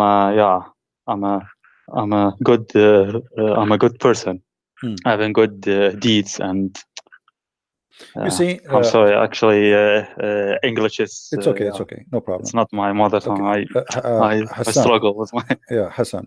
Listen, nervous. Also, it's all right. Okay, wait. Listen, if I die, everyone, and I'm a good person, but I didn't believe in Jesus, but I didn't kill anyone or commit major crimes. Then you see, I believe what will let me happen answer to me? I believe God, hell, like my friend, eternal punishment. Hassan, let me Why? answer you. I believe that God is about justice, and I believe that God will be justice with you. I cannot tell you what will happen to you. but I can tell you that you are not saved. In which way? In that you will not be in the kingdom of God. But what would God would do with you? As you said, you did not kill, you did not, harm people, you did not. But that will not really clean you from all because at the end of the day we commit sin. So we might think that we are really good people, but we are not. You see, I don't claim that I'm a good person. I will never claim that, because there's no human is a good person. There's nobody. So all of us, we are sinners, but we think that we are good. You wish to have things is not yours. You might be look at women and you desire her. This is all is according to the book is sin, but you think it's okay. So in your book you think you're fine, you are doing nothing, but in the book of God. I mean compared with those so what we do, those criminals, you see, you are doing now like the same as Allah. people that you are doing torture, you are doing the same as Allah. Look what Allah did. You killed them not, but Allah, but hold on, you killed them not, but Allah killed them. So now what I do, I compare myself with somebody more disgusting from me, and that will make me feel better. So I do bad things, but my things is not like those. I mean, I'm not doing that things, but still you did. So you think you are better, but at the end of the day, dirt is dirt, clean is clean. So you have less dirt, okay, I have less dirt. So now both of us we have less dirt, but still both of us we are dirty. You know what I mean? So if you say I have less dirt, doesn't mean you are clean, my friend. So me as a Christian, when I say I'm a Christian, does not mean I'm saying I am better than you. Who said that? But because I understand, compare you with for example Saddam Hussein, or you see, okay, again Hitler. No, there's no comparison, right? I mean that there's no comparison. I have sins. I have committed wrong things, but it is nowhere comparable with no with those this is, criminals. you remember I told you cruel persons. No, I told you that always we justify things. Look what you just said. Okay, I am better than this guy. He killed many people. I killed no one. But the fact you are not. You are not, because he did many evil things. But you just said that I did commit sin too. So you are just being now. You are acting as if you are God, and you are the one who decide who can be cleaned from his guilt and who cannot. Just because you have a small ones, you are better. That's not doesn't make any difference, because at the end of the day, you have guilt and you did something wrong. So doing wrong is what preventing you from being with God. Being with God. Look, in the top of the wrong you're doing, you reject even to accept the one who want to save you. So now we have sin, we do all our life, and then God, he come to us and he says, I want to save you. You say to him, no, I don't want to believe in you. And then you are wondering why God will not take you to his heaven, and you said it's not fair. You rejected. He asked you to come. Like, well, I haven't witnessed. No, you witness already. Jesus. I witness for you. No, you witness Jesus speaking to me. You are witnessing to Jesus, my friend. I just told you about Jesus, and you don't want to accept. So you cannot say to Jesus, I never heard of you. You did. I mean, no. I mean, like seeing him. I did not see. I did not see dwelling him among us. I mean that. My friend, I did not see him. Not about gospel. I did not see him in person too. Who said to you I did see him in person? I did not, but I see him every day, because each time I look at a human being, I see Christ in front of me. For Jesus said, I was hungry and you feeded me. I was a prisoner and you visited me. I was sick and you came to me. So Jesus told us that I am in all those people around you. Anyone who need help is Jesus. So when we see around us, we are witnessing to Jesus, and we see Jesus. I was sick, I was a stranger, I was hungry, and you feeded me. You take me in. I was a stranger and you take me in. So that is Jesus, my friend, and he is with us. So when we live with Jesus, we see Jesus. But if you don't want to see him, he is not there for you. You will never see him. It's like, you have something beautiful in your backyard, but you never saw it. It's a small tiny flower, grow every year, but you never notice it, and one day you saw it. But it's there. It was there always. It's like you have somebody in your house, somebody you think he's not one, but then suddenly he die, and then you wonder like what I'm missing. How come I did not notice how wonderful this person is? And this is what we do to ourselves. When we want, we go blind. We decide to go blind. I did not see Jesus. No, you saw Jesus. He is every day around you. Every day he come to you, but you don't want to see him. When somebody give you a help, somebody give you a hand, somebody give you a love, the love of your mother to you is the love of Jesus. He is the one who put that in her. You will see a cat taking care of a little babies, and she is a cat. She is just an animal. You will see a fish protecting her babies. She swallowed the fish inside her, the small tiny babies inside her, and she moved them from place to place. It's amazing. So my friend, God is around us, but we decide not to see. God is love. Whatever you see love, you are seeing Jesus, my friend. I don't know, man. I'm scared. Actually, I'm shaking. I don't know. I'm actually nervous. You are nervous because you are feeling the truth, my friend. You are feeling the truth in what I'm saying to you. I'm saying to you the truth that Jesus is with us and he is everywhere, but we don't want to see him because we decide to go blind. Me Look, talking to you now, me talking to you I is the listened love to of Jesus. the gospel, Why and I it want is why I want to waste beautiful. my time? I'm Hassan, not. Hassan, why I want to waste my time talking to you? Here we go. I will go watch TV. Why I want to waste my this is the love of Jesus making me stay with you. Doing my best to help you. Otherwise, there is no reason. I don't know you, you do I not know know. me. Okay, so you say you don't see Jesus. No, he's there. But if you don't want to see him, you will not see him.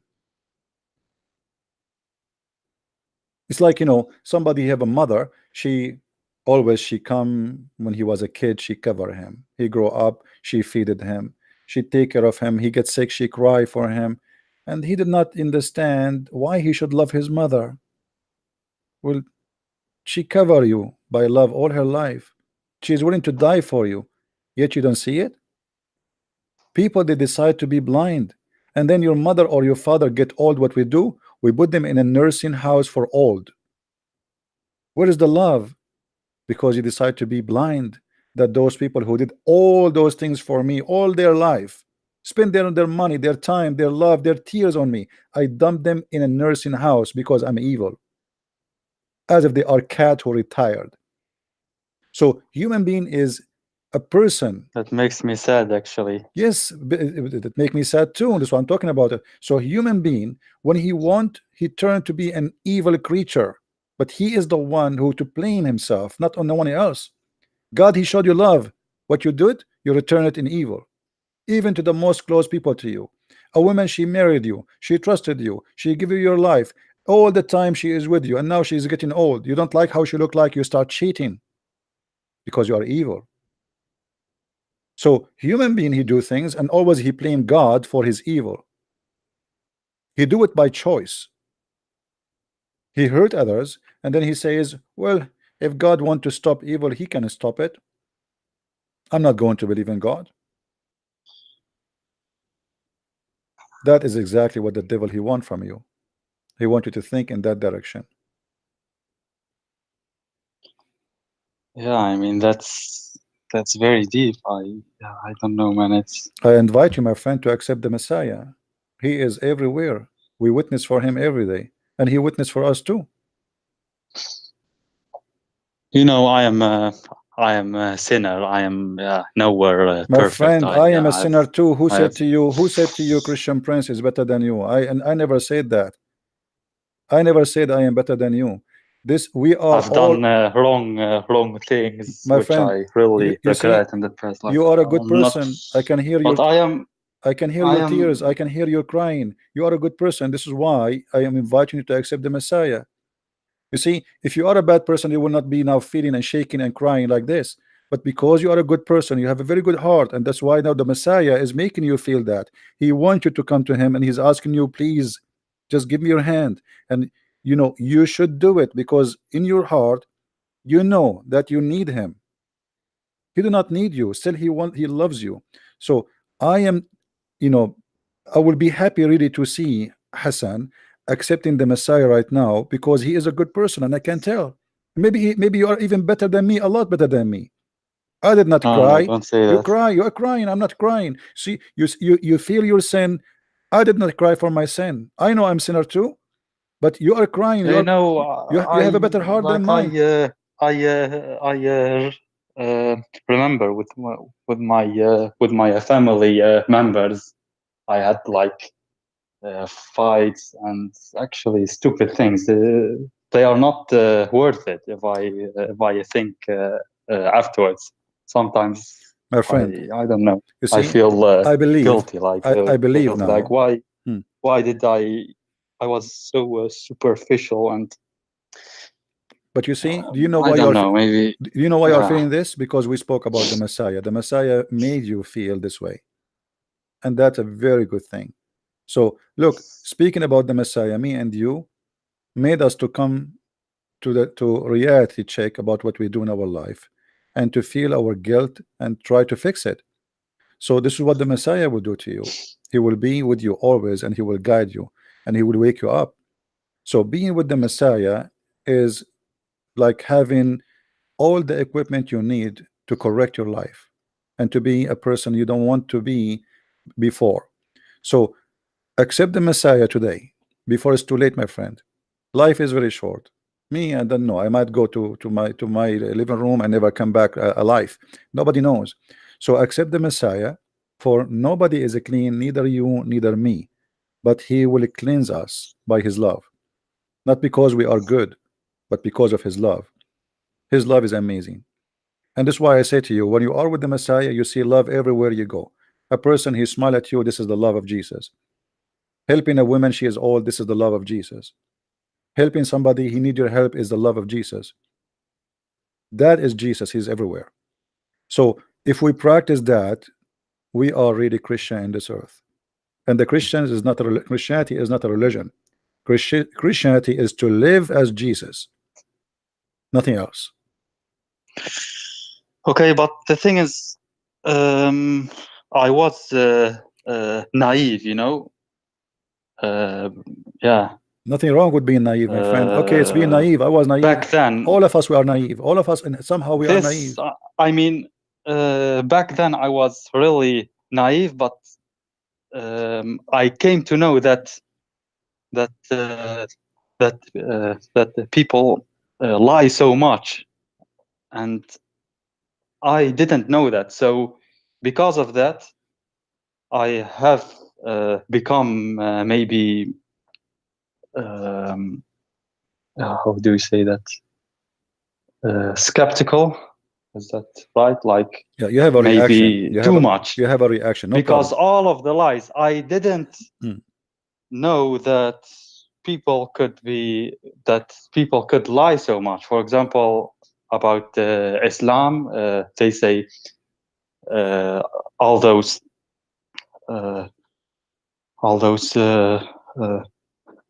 numerical miracles in the Quran.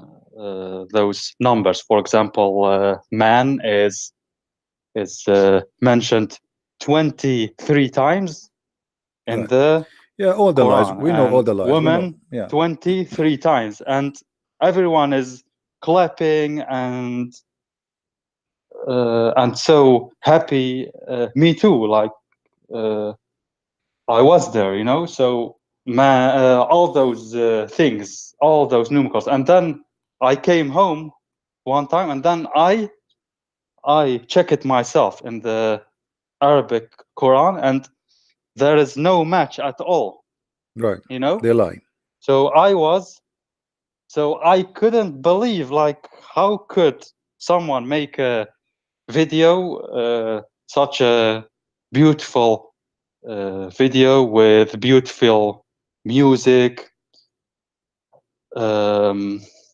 graphics, you know, everything, beautiful story, everything, put so much time in it, and everything of it is a lie. So I became very furious after, I want to show you, like, and lie after lie after lie. So, and not only Muslims, also atheists. For example, there's a movie called Zeitgeist. refuting Christianity, and all those claims are false against Christianity, totally made up, and it has millions of views, and I feel like, how is that possible? You know, so No, it's this possible. has made me so Hassan, skeptical. Like, Hassan, listen. you Actually, know what I mean? this is good, because you see, if we don't see the evil, we will not notice what is good. So it's like we have Sorry, maybe my voice. no, it's okay. You know, we have dark and we have day. If we don't have day, we will not notice what the difference between day and dark. So they do evil. Actually, at the end of the day, they are helping you, even when they do evil. Because if you did not see their evil, you will not be able to make decision about what's right. So even evil sometime can be good for those who they decide to think. So I saw evil, and because I saw the evil, I rejected the evil. If they don't show me their evil, I will not know them. What Jesus said. I totally reject the evil. Totally. Like, I am a witness of all those lies. I can, my friend, name for you, like, Jesus said, so many persons of many Jesus, religions who lies, yeah, including Muhammad hijab, and that debate with David Wood. Like, it's so very embarrassing, disgusting and very embarrassing, laughable. Yeah. Everyone clapping, and but you see, it's ridiculous. Good. But you see, it's good. He just helped you, Muhammad hijab, with his lies. He gave you a hand to help you to get out of Islam, because you notice, you as a Muslim, that he is lying and this is not true. So look what he did. He thought he is defending the evil of Islam by doing evil lies. And then what happened? Instead of making people believe in Islam, Muslims left Islam. What do you want more? So you see how even evil sometimes work, it's against itself. Always evil hurt itself. They think they are hurting you, but the fact they are hurting themselves. So evil can sometimes be useful. If not evil, how I will know what is the good of Christ if there is no evil? How I will know what is sore if there is no sweet? How I will know what is pain if we never have pain? So always there is you know, things happen for a reason, and those reasons can end in very good for you. That's why now today you are who you are. So don't worry about the evil. The evil is there. I agree, yes, but I mean, like, because of that, I want to be 100% sure about new religion if I want to accept it. Like Christianity, it's a beautiful religion, I have to admit, until now, and I am busy almost every day with it, learning new things, and I learn many new things, you know, about Jesus, the Trinity. I know actually much, you know, about the belief. So why you don't accept Jesus, my friend? You are saying Christianity is beautiful, Christ is beautiful. So what is missing? Why don't accept Jesus? I'm just thinking also about Hinduism, for example. It sounds strange, but it is also beautiful for me when I looked up. Like Hinduism, many Hinduism actually, with my respect to the Hindu people, I love them really, but Hinduism is not a good belief, because simply there's many bad practice. As an example, Hinduism believe in levels of mankind. Like there's levels of in society, divide society into poor and rich. Caste system, or how do you call that? Well, it's part of the belief. Like there is a holy level, and there is the down level. So if you are a person who is, your father was a garbage guy, you have to be a garbage guy too. And if you are a Brahma, you are the top. So and one of the practice of the Hindus was, when a person he died, they burn his wife with him, as an example. The reason they don't do it no more, because when the British occupy India, the Christian missionaries, they forced a law that that's very bad practice. Imagine a man he die. Why you want to burn his wife with him alive? So there's many bad practice come with Hindu. So it might be spiritual religion somehow. I but- didn't know that, but about that caste system, I know that there are Hindus that have debunked it, like saying that it is not from Hinduism, from the religion, Okay, but okay, hold on. You from see, a the society. I don't know. Maybe they are let us go with this. lying. Maybe they So are true. it's a society who before the bridge go there and etc. So where is the religion to correct that if this is wrong? Where is the priest who they are ruling the countries, and Hinduism is controlling the country for centuries before any Christians go there? Where is the priest? Why did not do anything? I don't about know. it? Maybe Okay, maybe there's somebody, my someone friend, in the when somebody want to burn chat, some when- Hindu who when- can tell us more. when somebody I'm just when curious. somebody burning a woman and she is alive, where is the priest to say this is wrong? Don't do that. If it's not from the religion. So we can say They whatever do we that, want. really? Burning people? Well, for me, I am not a person who study Hinduism, but I saw many articles about it that they used to do that before the British occupied them. That's And really I am not sick. the one. I'm not the one That's who really witnessed it. I cannot say it's true, but I don't believe they have a reason to lie about it. But you know, everything is possible. However, I learned that in India there's no justice, and in Hinduism, as an example, I was in Asia and I saw many evil things in Asia happening, and the Buddha priest walking by as nothing happened. As look, you don't care, you know, like nothing. So so you spend your day sitting doing yoga and talking too much about peace. Then you see a fight, you walk next to it, you don't do nothing. You know, you go to Thailand, they speak too much about God and being good, and then the country became a land of prostitution. Where is the priest? I mean, why this is happening? Why nobody is guiding people that this is wrong? Why nobody see it as a bad thing? So they speak too much about, you see, we are talking about places where religion is very strong and in charge, not where like it is a socialist country where, like in America, there's a freedom. Christian church have no control of anything. People do whatever they wish. But in those countries, priests have in control. They control everything. Even the king himself, he have to keep the priest happy. Otherwise, they can take him off. So where are they?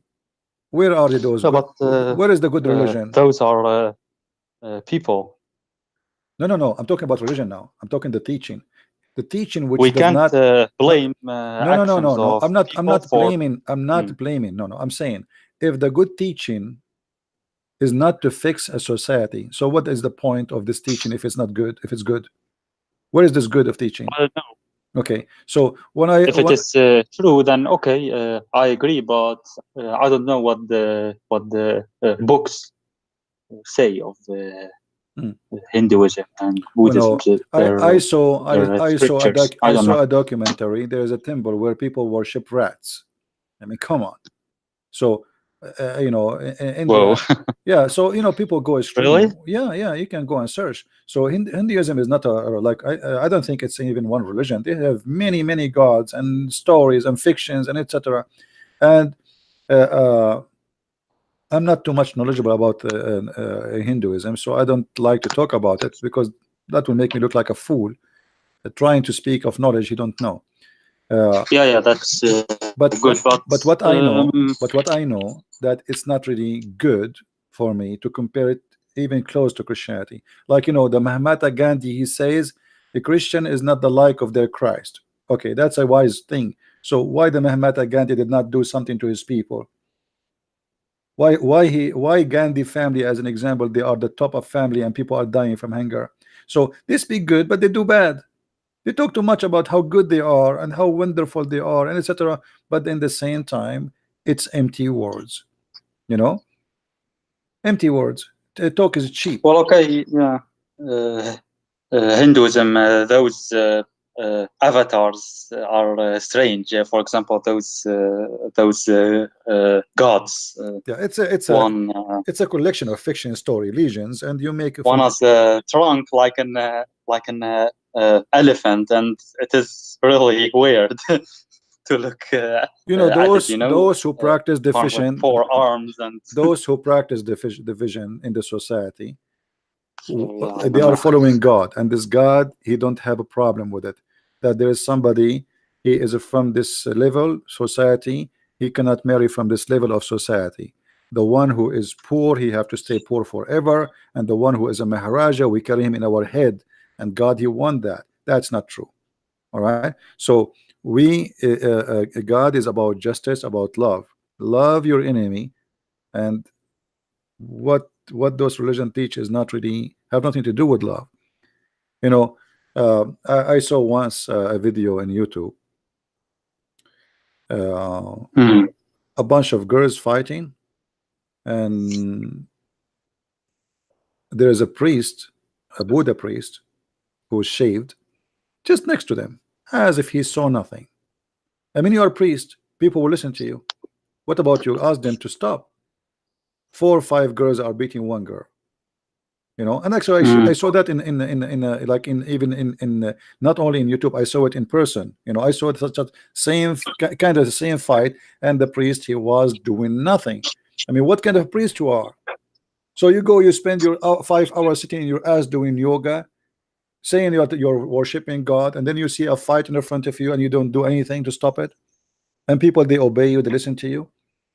People, they walk and they see a Buddha priest, they bow down in the front of him, and he put his hand in the top of them, and he say whatever word. So the people respect you. Do something, use your respect to spread peace. So they say things, they do something different.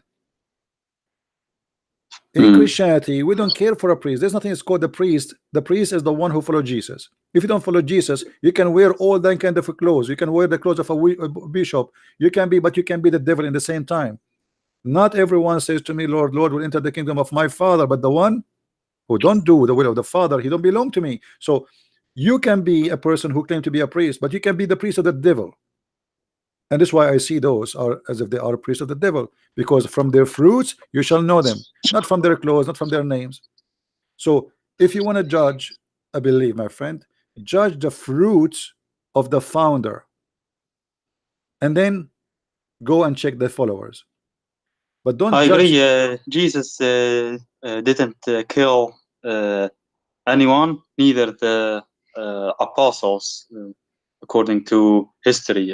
The first 300 years of the expanse of Christianity was non-violent. I mean, from the Christians' side, but Christians were persecuted, Christians themselves. So that is what I could find about history. Okay, so until now, yeah, I find maybe Christianity that makes the most sense. It's a beautiful religion, but yeah, I don't know. Maybe Well, my you friend, have other things I will to do. I will do this. I will do this. I don't want to make late for you. Yeah, no, I will do this. You know, anytime, I don't want to. anytime you feel free, you want to say, you want to learn something about the Messiah, call me. I will take your call. All right. But just ask me before, because if we are talking about something, we need to finish it first, and I will be happy to help you. But I want you to do the following, my friend. Don't use your logic to look for God. Use God logic. You're a wise person. Like, really, I'm actually really happy that I called you now, because now you say about logic. Yeah, it is true. I haven't thought about it. Yeah, use like this. You're right. But okay, continue. use the I don't want logic. to. Use the logic of a Christ. For God, he loved the world, he sent his only begotten son. That is the logic.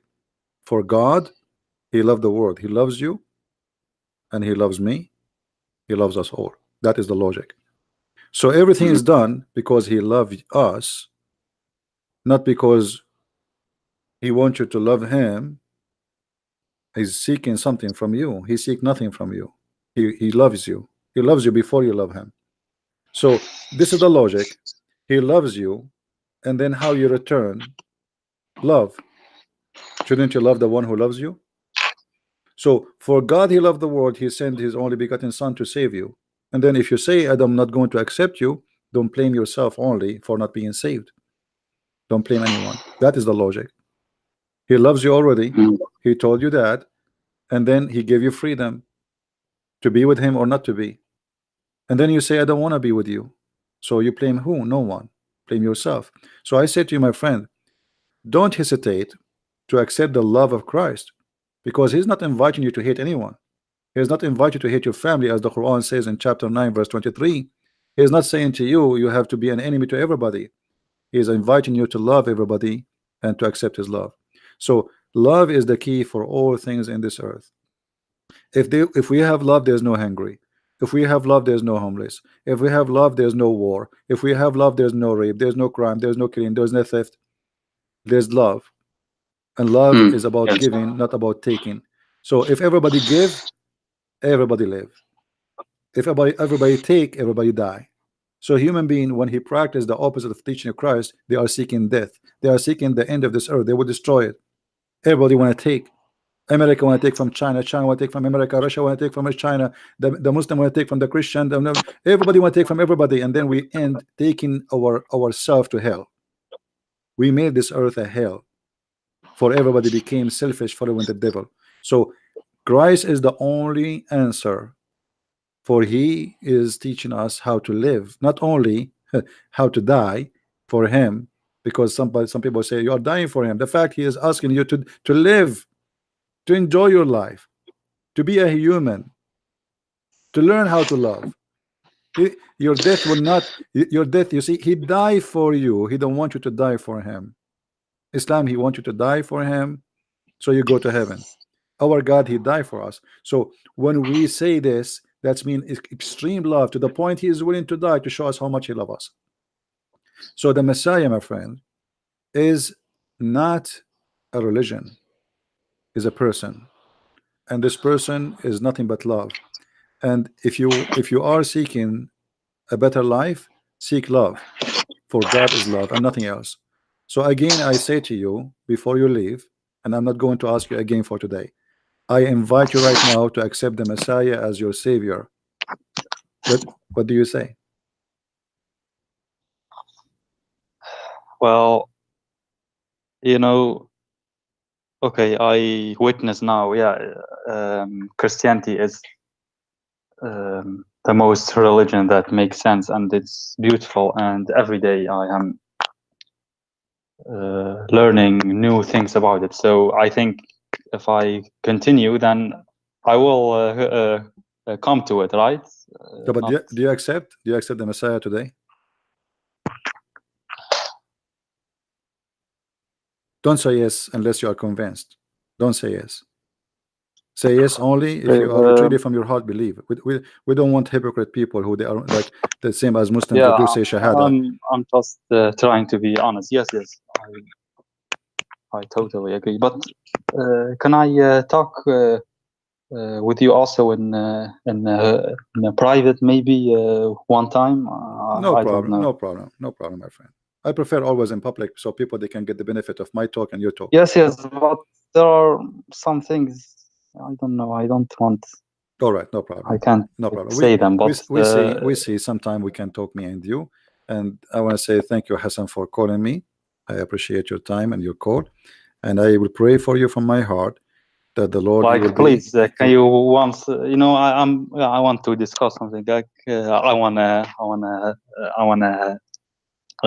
hug you. Actually, I like, there's so much hate in this world, but I don't know, maybe we can you are my brother in the future, maybe you are my never, brother. but you are my brother, and I can see that you are coming to Christ, and the Lord himself sorry for your will hug you. patience. Yesterday I witnessed those stupid colors, and you are really courageous and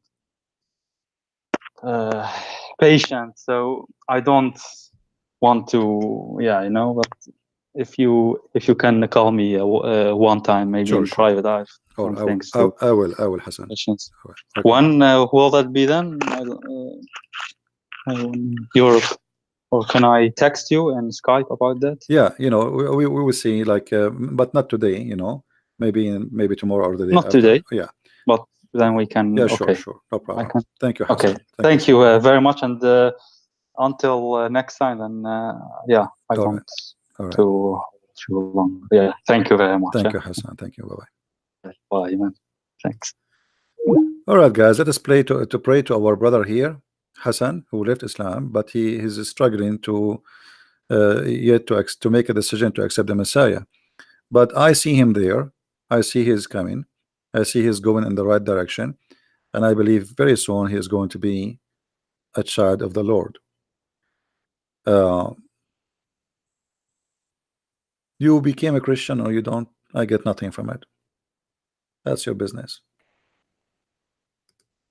You accept him, you don't accept him, I get nothing from it. My throat is dry. I have a very bad ear infection. Yet I'm here, hoping that maybe the Lord, he will help us to help somebody who want to help himself, because at the end of the day, it's you seeking salvation. I got nothing from it. So always try to understand Christianity and not to be a naive like those people. They say to you, does it make sense that Jesus, he will die for us? Yes, it makes sense. That is called love. But because you are evil inside you, you cannot see how much loving it is. When somebody die for somebody is a joke, or this is a hero. What happened to the world today, that if somebody die for us, we make fun of him? That is the evil. So what it does not make sense to the Muslims, it make absolutely a lot of sense for those who have an open eyes and they want to see.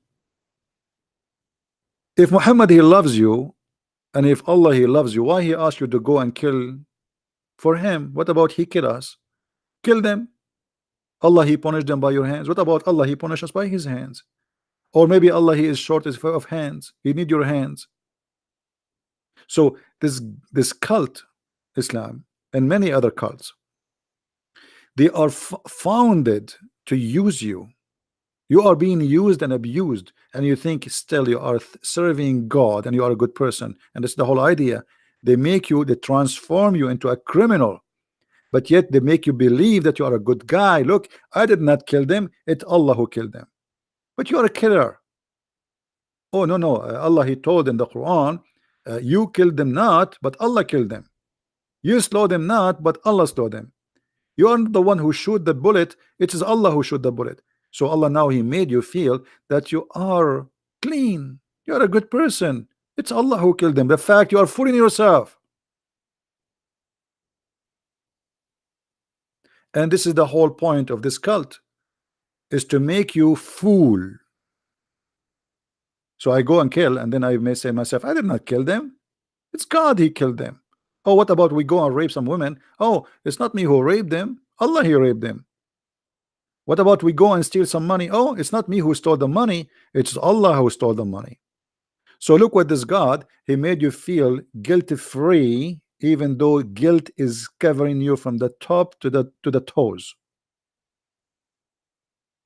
It's a pure evil.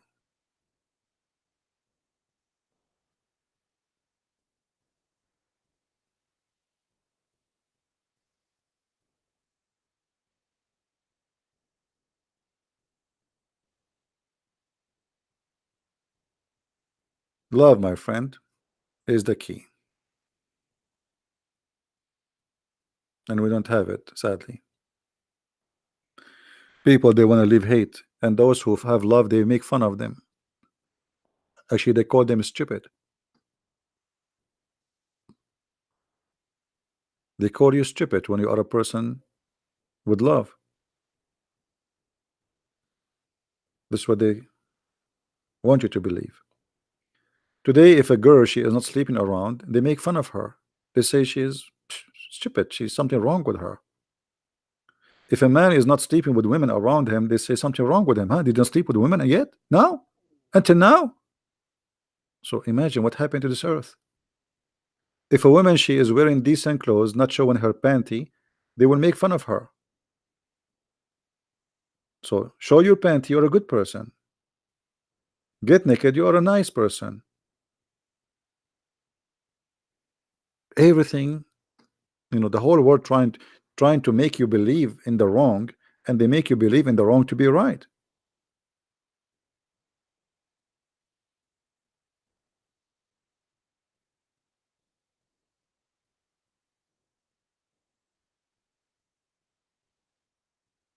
There's many voices around us, and everybody wanna put his poison in our head. But there's one thing we need always to examine: what those people want from us, and what kind of a fruit they have, and what they will provide. Like in USA, they want what they call socialism, and socialism have a good title in the top. It says people are equal, but it's a lie. Those who they are leading us into socialism, they are billionaires. So how somebody, he's a billionaire like George Soros, he supports socialism? What about giving the money you have to people around you? They are always driven by agenda. They try to fool you, they trap you by your needs. You have a pain, they use your pain. What's your problem? Huh? We give you all the promises you want, but in fact you will get none of them.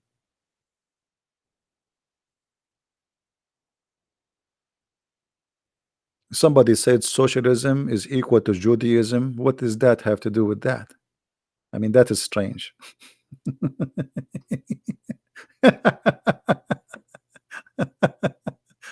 Lord have mercy. Too much beer in the morning?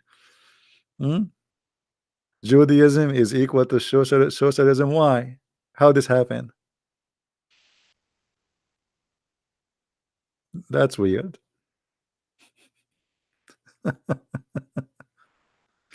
Anyway, so you have to be careful from what people they say. People sometime an idiot, he want to teach you wisdom. Sometime a donkey, he want to teach you how to be a horse. But ask him first, if you know how to make me a horse, what about you make yourself first a horse? You see suddenly an ad in YouTube, a woman, she is saying, my name is Michelle and today I want to teach you how to become a millionaire. And she is doing advertising for a company, which means she is poor.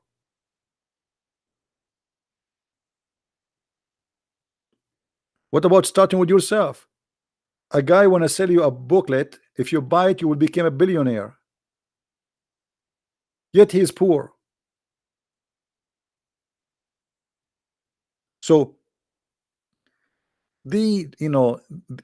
evil is around us, and everybody want to take a bite of you, but only if you allow them. This is why the Bible says you have to be vigilant, you have to be careful. They will come to you in the clothes of a sheep, but in fact they are wolves.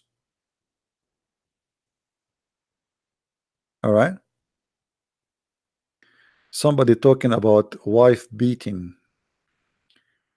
Let us see the comment. Could you please let us see the comment. Could you please translate the wife beating verse how it really is? Okay. No problem. We go to chapter 4, verse number 34.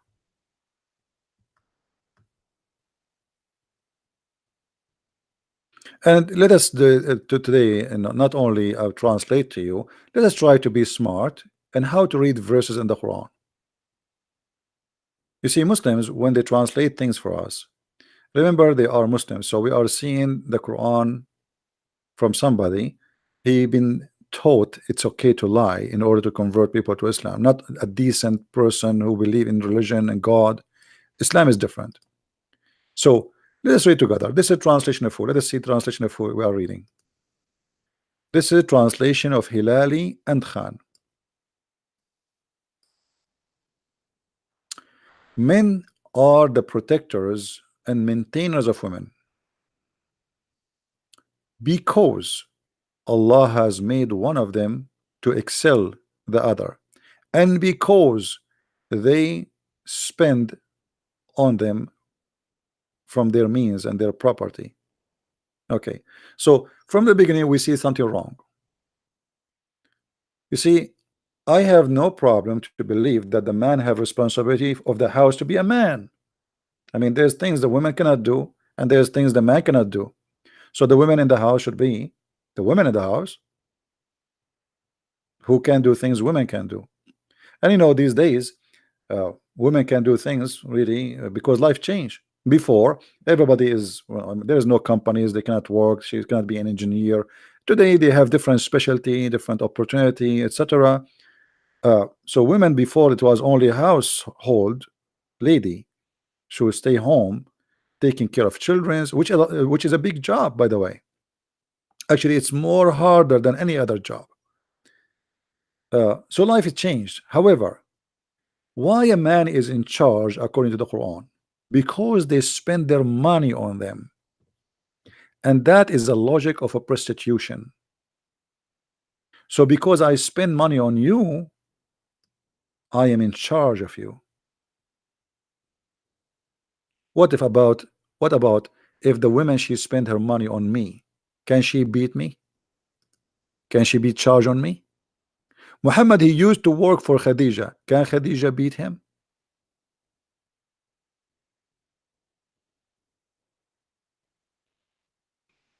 The one who said he wanted to translate my book to Tamil, you can text me in Skype, my friend, and we will talk about it.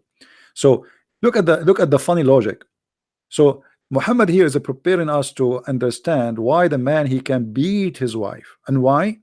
Because Allah, he made the man excel, number one. Number two, he spent money on you. Like, hello? I mean, why you don't want to understand? This guy, he spent money on you. But that's mean Islam look at the woman as if she is a whore. I spend money, I expect a service back. And what is a service? What is the service will be given to me? It's in the rest of the verse. Therefore, see here, see what I'm saying? Therefore, so what Muhammad is preparing for you is why and what for and what is the reason. So therefore what? Because he spent money on you. Therefore, righteous women are the one who is obedient. So I spend money on you. You are my waitress now. Bring this. Do this. This is the logic of Muhammad. I spend money on you. In return, you are my slave. Obedience. And obedience here in which way? I mean, I don't mind, by the way. The Bible teaches us that the man is the head of the house. But look at the logic. In the Bible, the man is the head of the house, but the man, he have to give himself to his wife the same as Christ, he gave himself to the church, which means the women in Christianity is equal to the church. The man is the head of the house, the same as Christ is the head of the church, but Christ, he gave himself to the church. And this is what the man should do. He is there to do a sacrifice, not to be God of the women.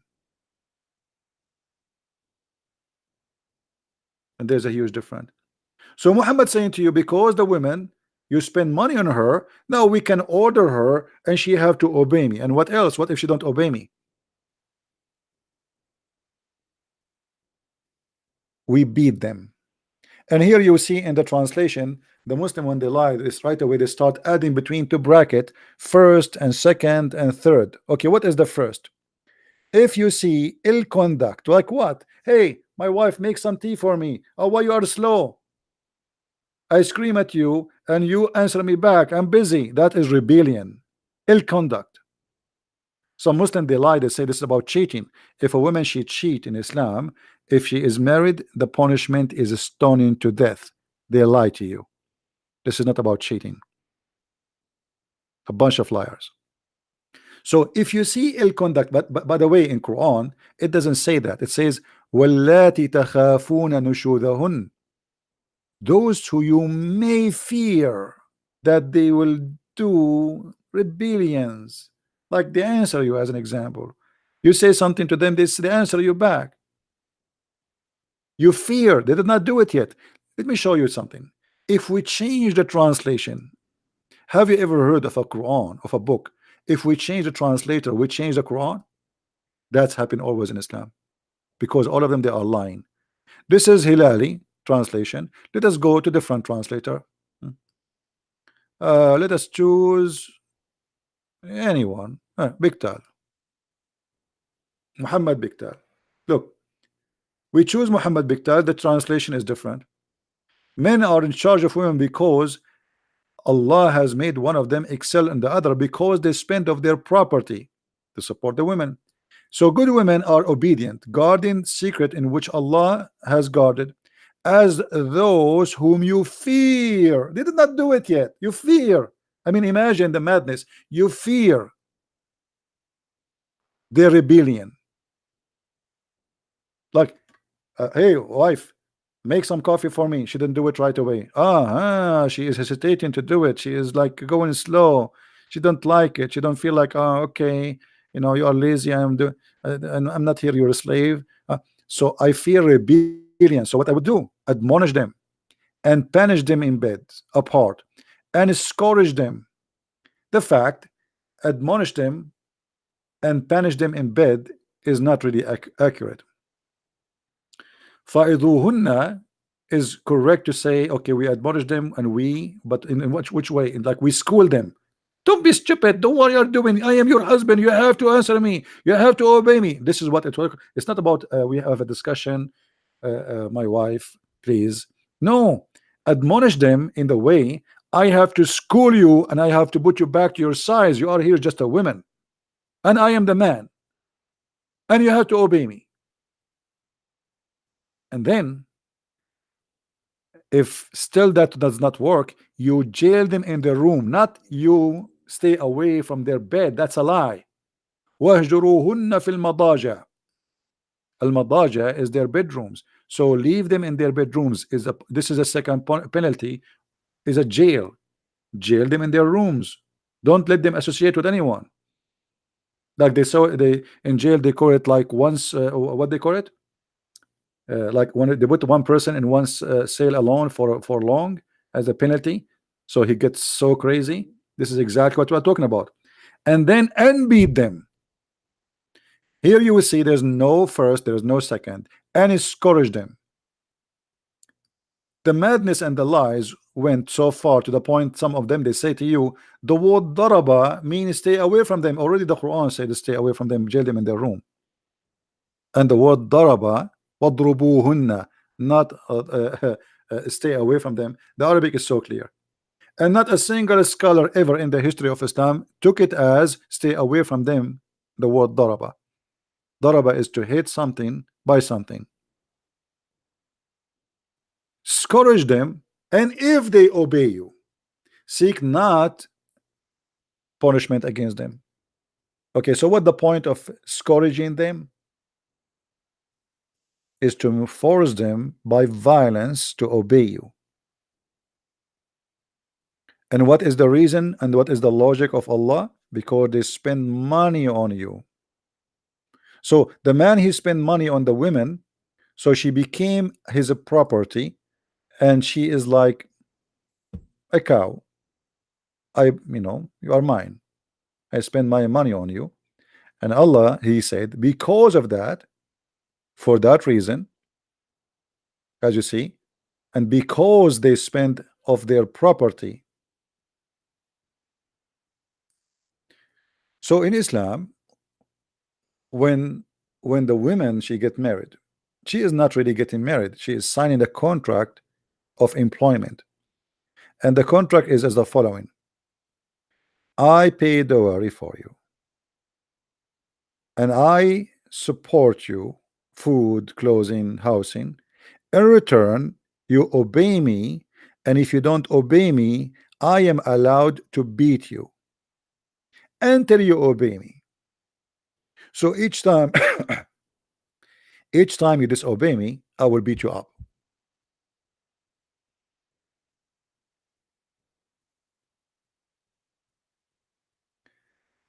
uh, my friend, I don't want anyone to call Muslims donkeys here. If you do that, I'm going to ban you from the room, from the chat. Don't call Muslims donkeys. If somebody is acting like a donkey, call him a donkey.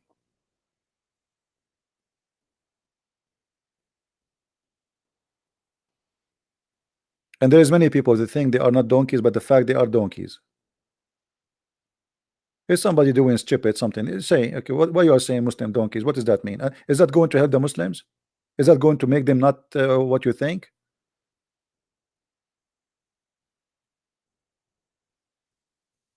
What about the Western? There's a lot of donkeys between them too. There's donkeys everywhere. And there's many of us, they think they are horses, but they are donkeys. So let us, let us be nice. Always, always, from their fruits you shall know them, individuals. There's people everywhere, they are good, they are bad. So it's not his fault that he's born of a Muslim family. It's not your it's not because you are good you are born of in a different world. You are lucky. If you are born in Pakistan, you will be like them. Anyway, so the Quran, the way the Quran try to justify things is showing you how evil this book is. He didn't, you will see that when the Muslim they use the word marriage. What marriage mean? What marriage is? There's any Muslim wanna call me?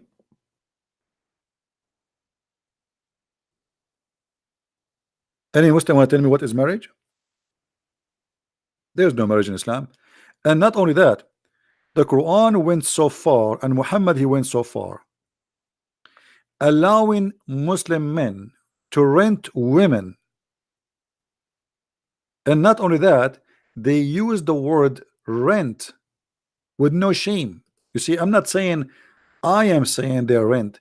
They, Muslims, they agree that their God allowed them to rent women.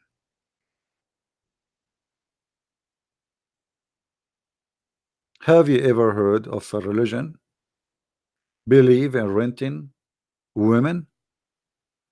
And it is the teaching of Allah. And that explain what is behind the mentality of beating the women who you rented. Look, this is a Muslim website. I just open it. And the guy, he came in my face. Yeah, they have a new project. What about beating women? All right.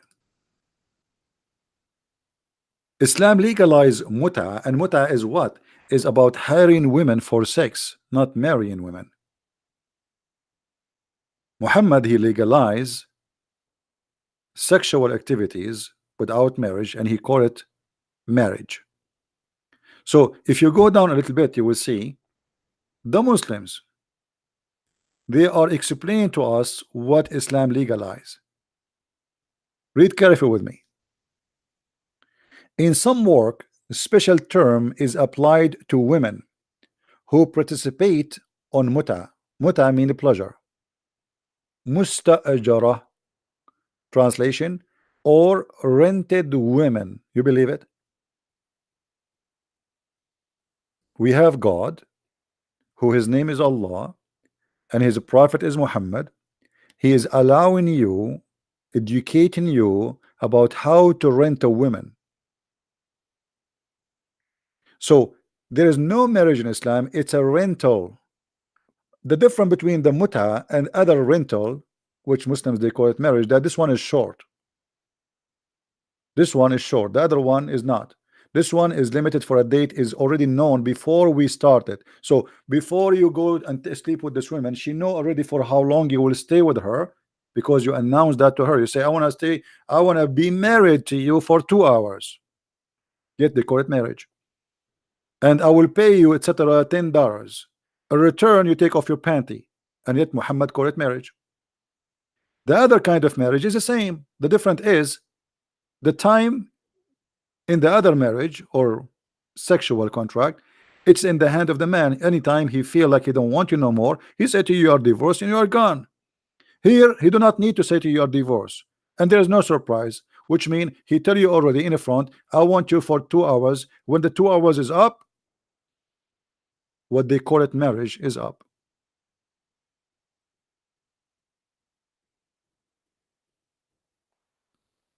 So don't fool yourself and believe that Islam believe in marriage. This is not a marriage, it's a sexual contract of living together between a man and the woman. The woman, she is the employee, and the man is the employer. And because he is the employer, he have rights over you. And the right is, when he asks you to take off your panty, you take it immediately. And this is why Muhammad, as you see, my friend, I'm not making things up. Muta is a kind of rental, because in general, man's basic aim is the kind of marriage, in this kind of marriage, is sexual enjoyment of the women. In return of his enjoyment, the women receive certain amount of money or a property. Let us go back to the Quran. Quran say the same. Because they spend their property on you, in return he can beat you. It's all about money. The one who have money is in control.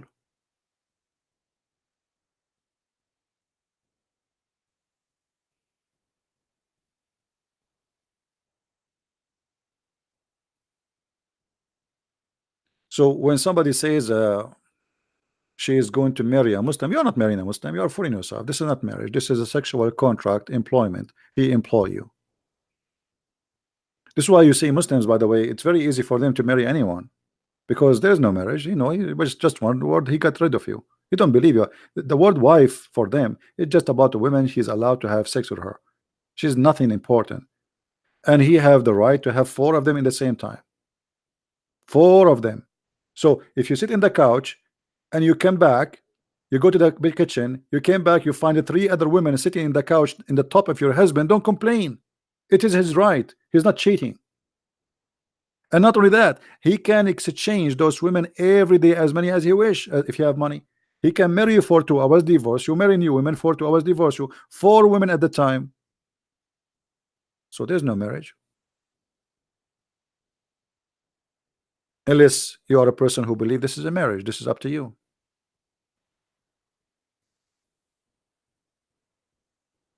While in Christianity, the Bible says that the man, he leave his family and he go to with his wife and they became one, echad. The Quran says the man, he will marry 4 women, have sex with them, and he can get rid of them as fast as saying a word.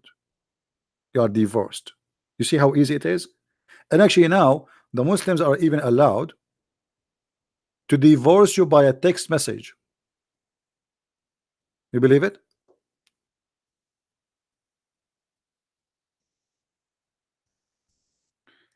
If you search in Google divorce by SMS,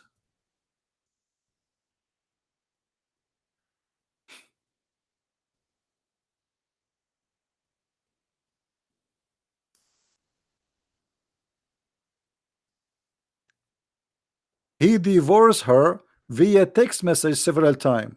He was angry.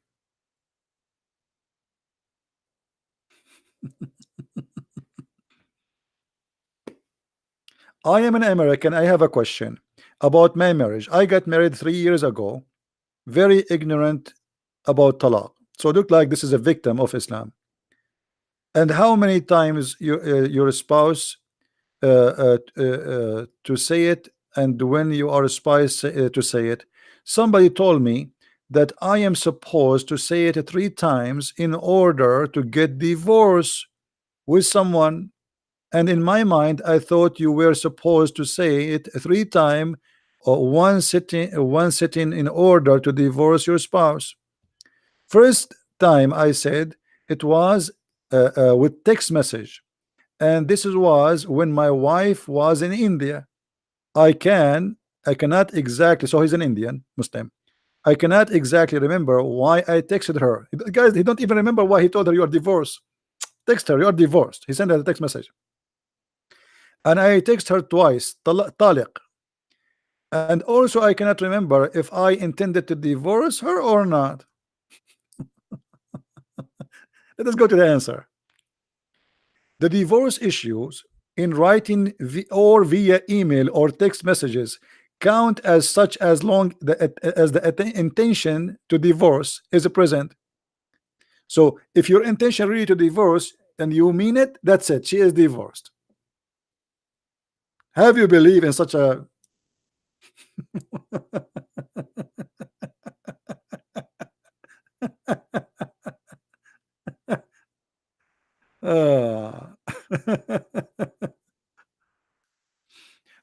what is the marriage? I mean, what kind of marriage? I can send a text message to a woman, I married her, say you are divorced. I say taliq. That's it. It's over. No court, there's no need. That's it. I said divorce, you are divorced. I mean, even boyfriend and girlfriend, it's harder for them to finish it. A woman, maybe she have 10 kids from him. You kick her out of her house by saying you are divorced and by text message.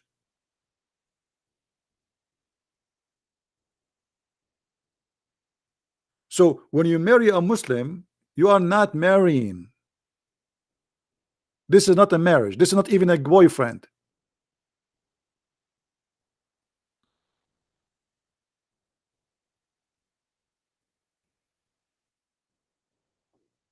The guy even don't remember why he divorced her, because it's a joke.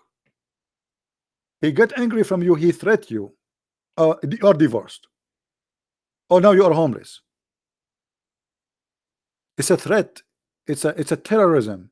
So women, she will never feel secure in her house. I remember a Muslim woman, she said to my mother, my mom, she was cooking, and this woman, she come to help her in the kitchen. She's a Muslim.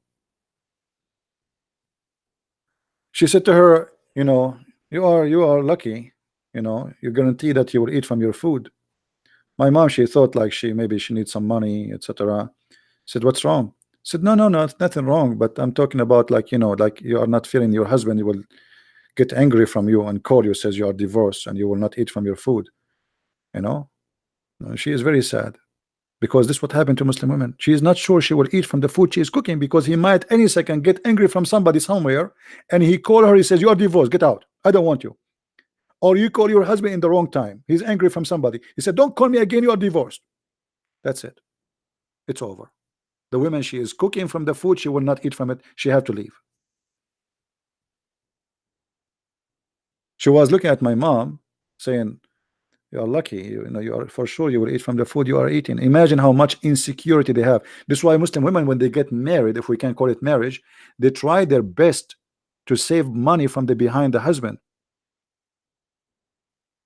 Every few days she needs something. Oh, we need to change the curtain. Oh, the kid, he put even they split in purpose, you know, they damage the couches, the furniture, because she want to be sure he spend all his money, because if he save money he will have a new wife. So the woman, she will do her best to keep the man bankrupt, because a Muslim man, he get rich, he go and buy a new brand new wife, younger one. So what the Muslim woman should do, she try her best to suck all the money he have. She make any excuse, because this is the only way she can keep him home. He got money, he will get a new wife. He got more money, he will get the third wife. He get more money, he will get the fourth. And after he get the fourth, he kicked the last one, which was the older one, because she became old now. And then he get the brand new one. So what they do their best to keep them poor. And not only that, they save money from their back because he might kick them anytime. So she said to you, oh, today I spend $100, but in fact she spent 20 because she's saving with her family from you, from your behind your back, because she don't know you might kick her anytime.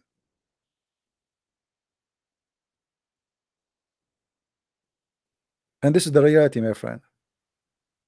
And look, this guy, he is divorcing his wife, but yet he do not know even why, by sending a text message.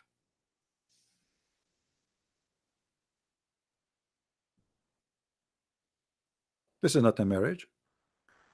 Marriage is based on a value that we became united in the front of God, based on love, based on unity, not based that you are serving me and I own you and I can get rid of you.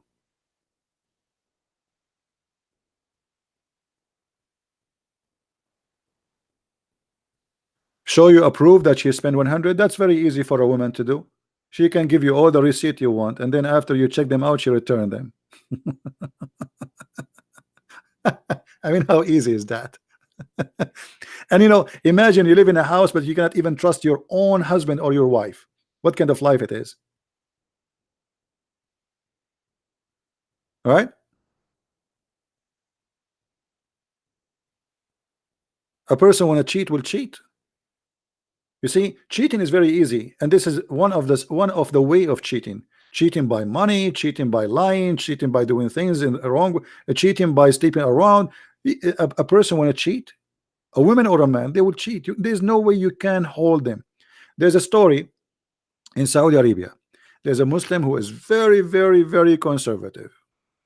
He don't allow his wife to see anyone, nobody. She don't go out. She is not allowed to open the door for anyone.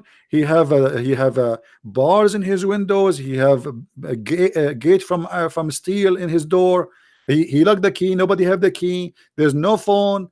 She can't talk to anyone. And the only time anyone can come home to visit her, even from her family, is when he is there. That's it. 6 months. A woman, she come to the door. She knock at the door.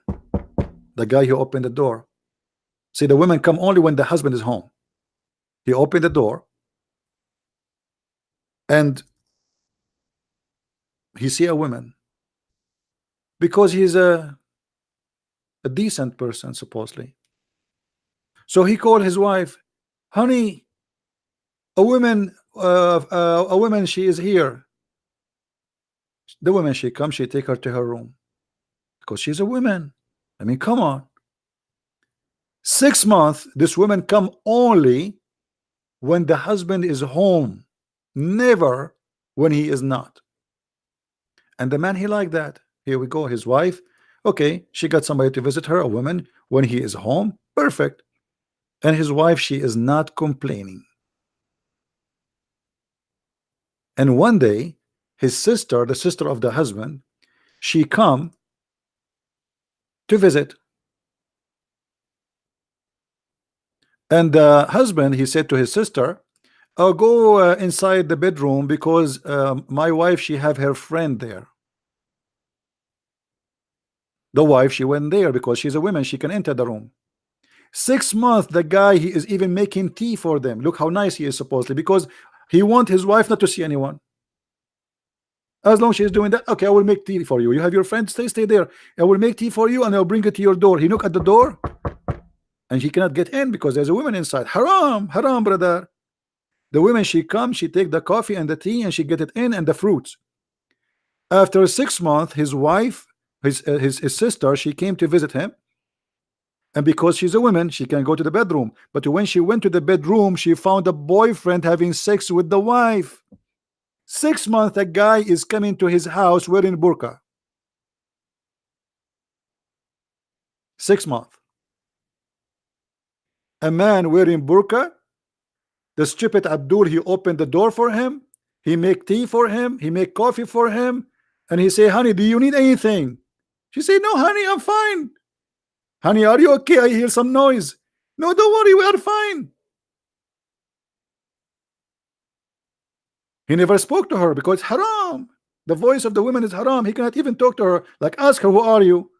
Let us hear if the voice is the voice of a woman. But it's not haram, it's haram, brother. I'm a decent Muslim.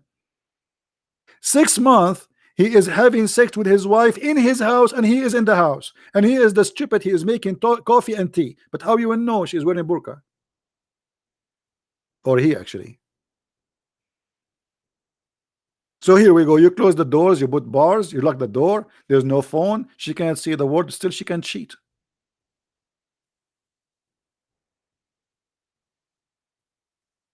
So burqa will not prevent cheating. Actually, burqa is the best way to cheat, because your wife, she can walk with a stranger in front of you and you will not know it's her. How you will know?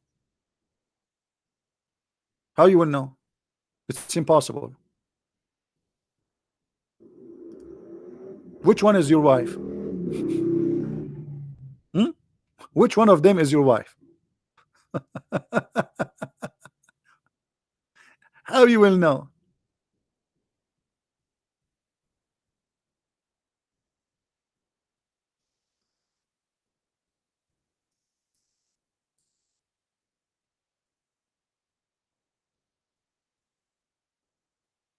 Madness.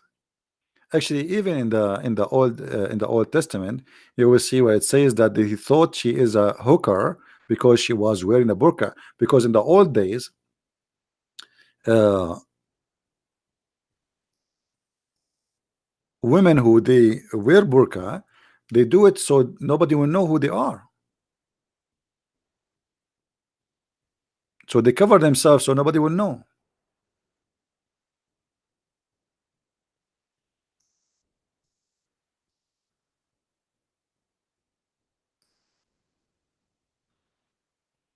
Anyway, and still, by the way, we cannot judge Islam by this burqa. I mean, we judge Islam by the teaching of Muhammad and Muhammad himself and the God of Muhammad. Because at the end of the day, people they cheat in everywhere. There's people who claim to be Christian, they cheat. People who claim to be Jewish, Hindus, Buddhas, people they cheat. But Muhammad himself is a cheater. And here is the irony.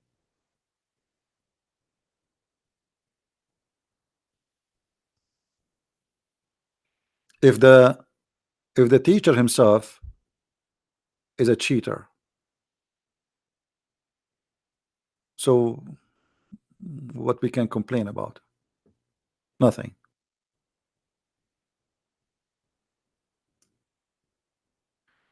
Do we have any Muslim want to say something to us?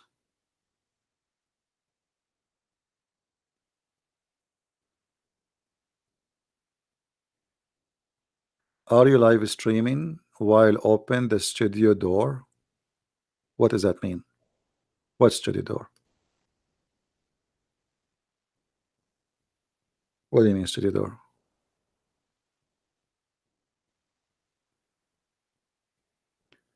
I'm a guy, he called me here liar. Okay, you can call me liar. You can call me whatever you want. Feel free, my friend. Call as much as you wish. That will not change the fact that you cannot refute me.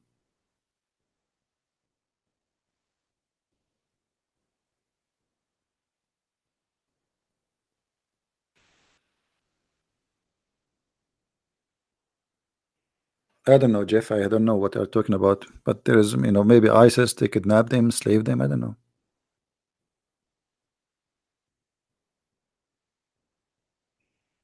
If there's any Muslim,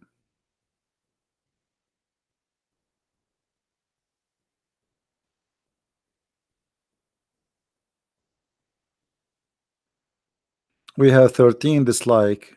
That's me. We have 13 Muslims at least watching.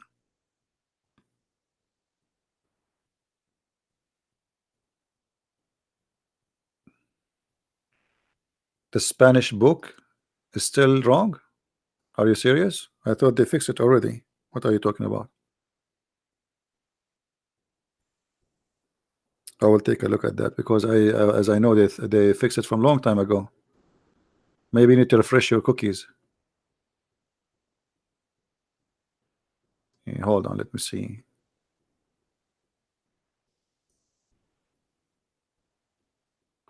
Are you talking about the new one or the old one, the first one?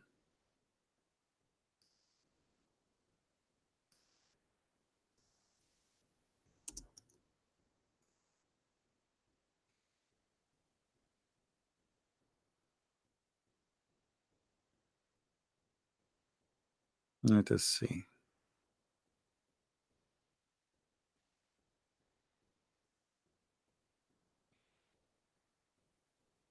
The new one. Look like they do that all this mistake, so I need to call them again. I mean, unbelievable. All right, I will call them and check it out. Yeah, they did the same mistake for the old one. For some reason, the Spanish they end in the closing section. Good, you told me. I did not notice. All right.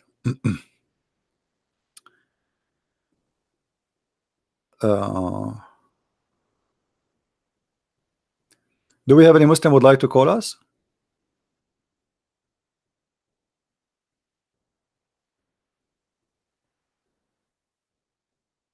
Anyone?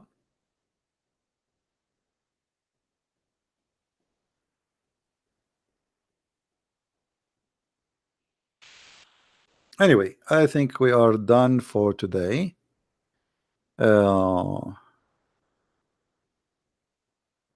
And let us hope that's if I can go live again afternoon, but I don't think so because I have things to do. I will. If not, then guys, maybe until tomorrow. So I want to say thank you guys for being here. May the Lord bless you. Don't forget to download the video immediately after we finish. It take maybe 20 minutes for it to be ready before YouTube have it all loaded. Always when we stay more than 2 hours, YouTube it take longer. YouTube shows only 2 hours. The last 2 hours we did. So if we stayed more than 2 hours, just wait for 15-20 minutes until all the video load, so you can watch it all and you can download it all. All right. So I want to say thank you guys for being here. May the Lord bless you, and I hope to see you soon again. And with this, we say Christ is Lord and Islam is false. And see you soon. Take care. Bye bye.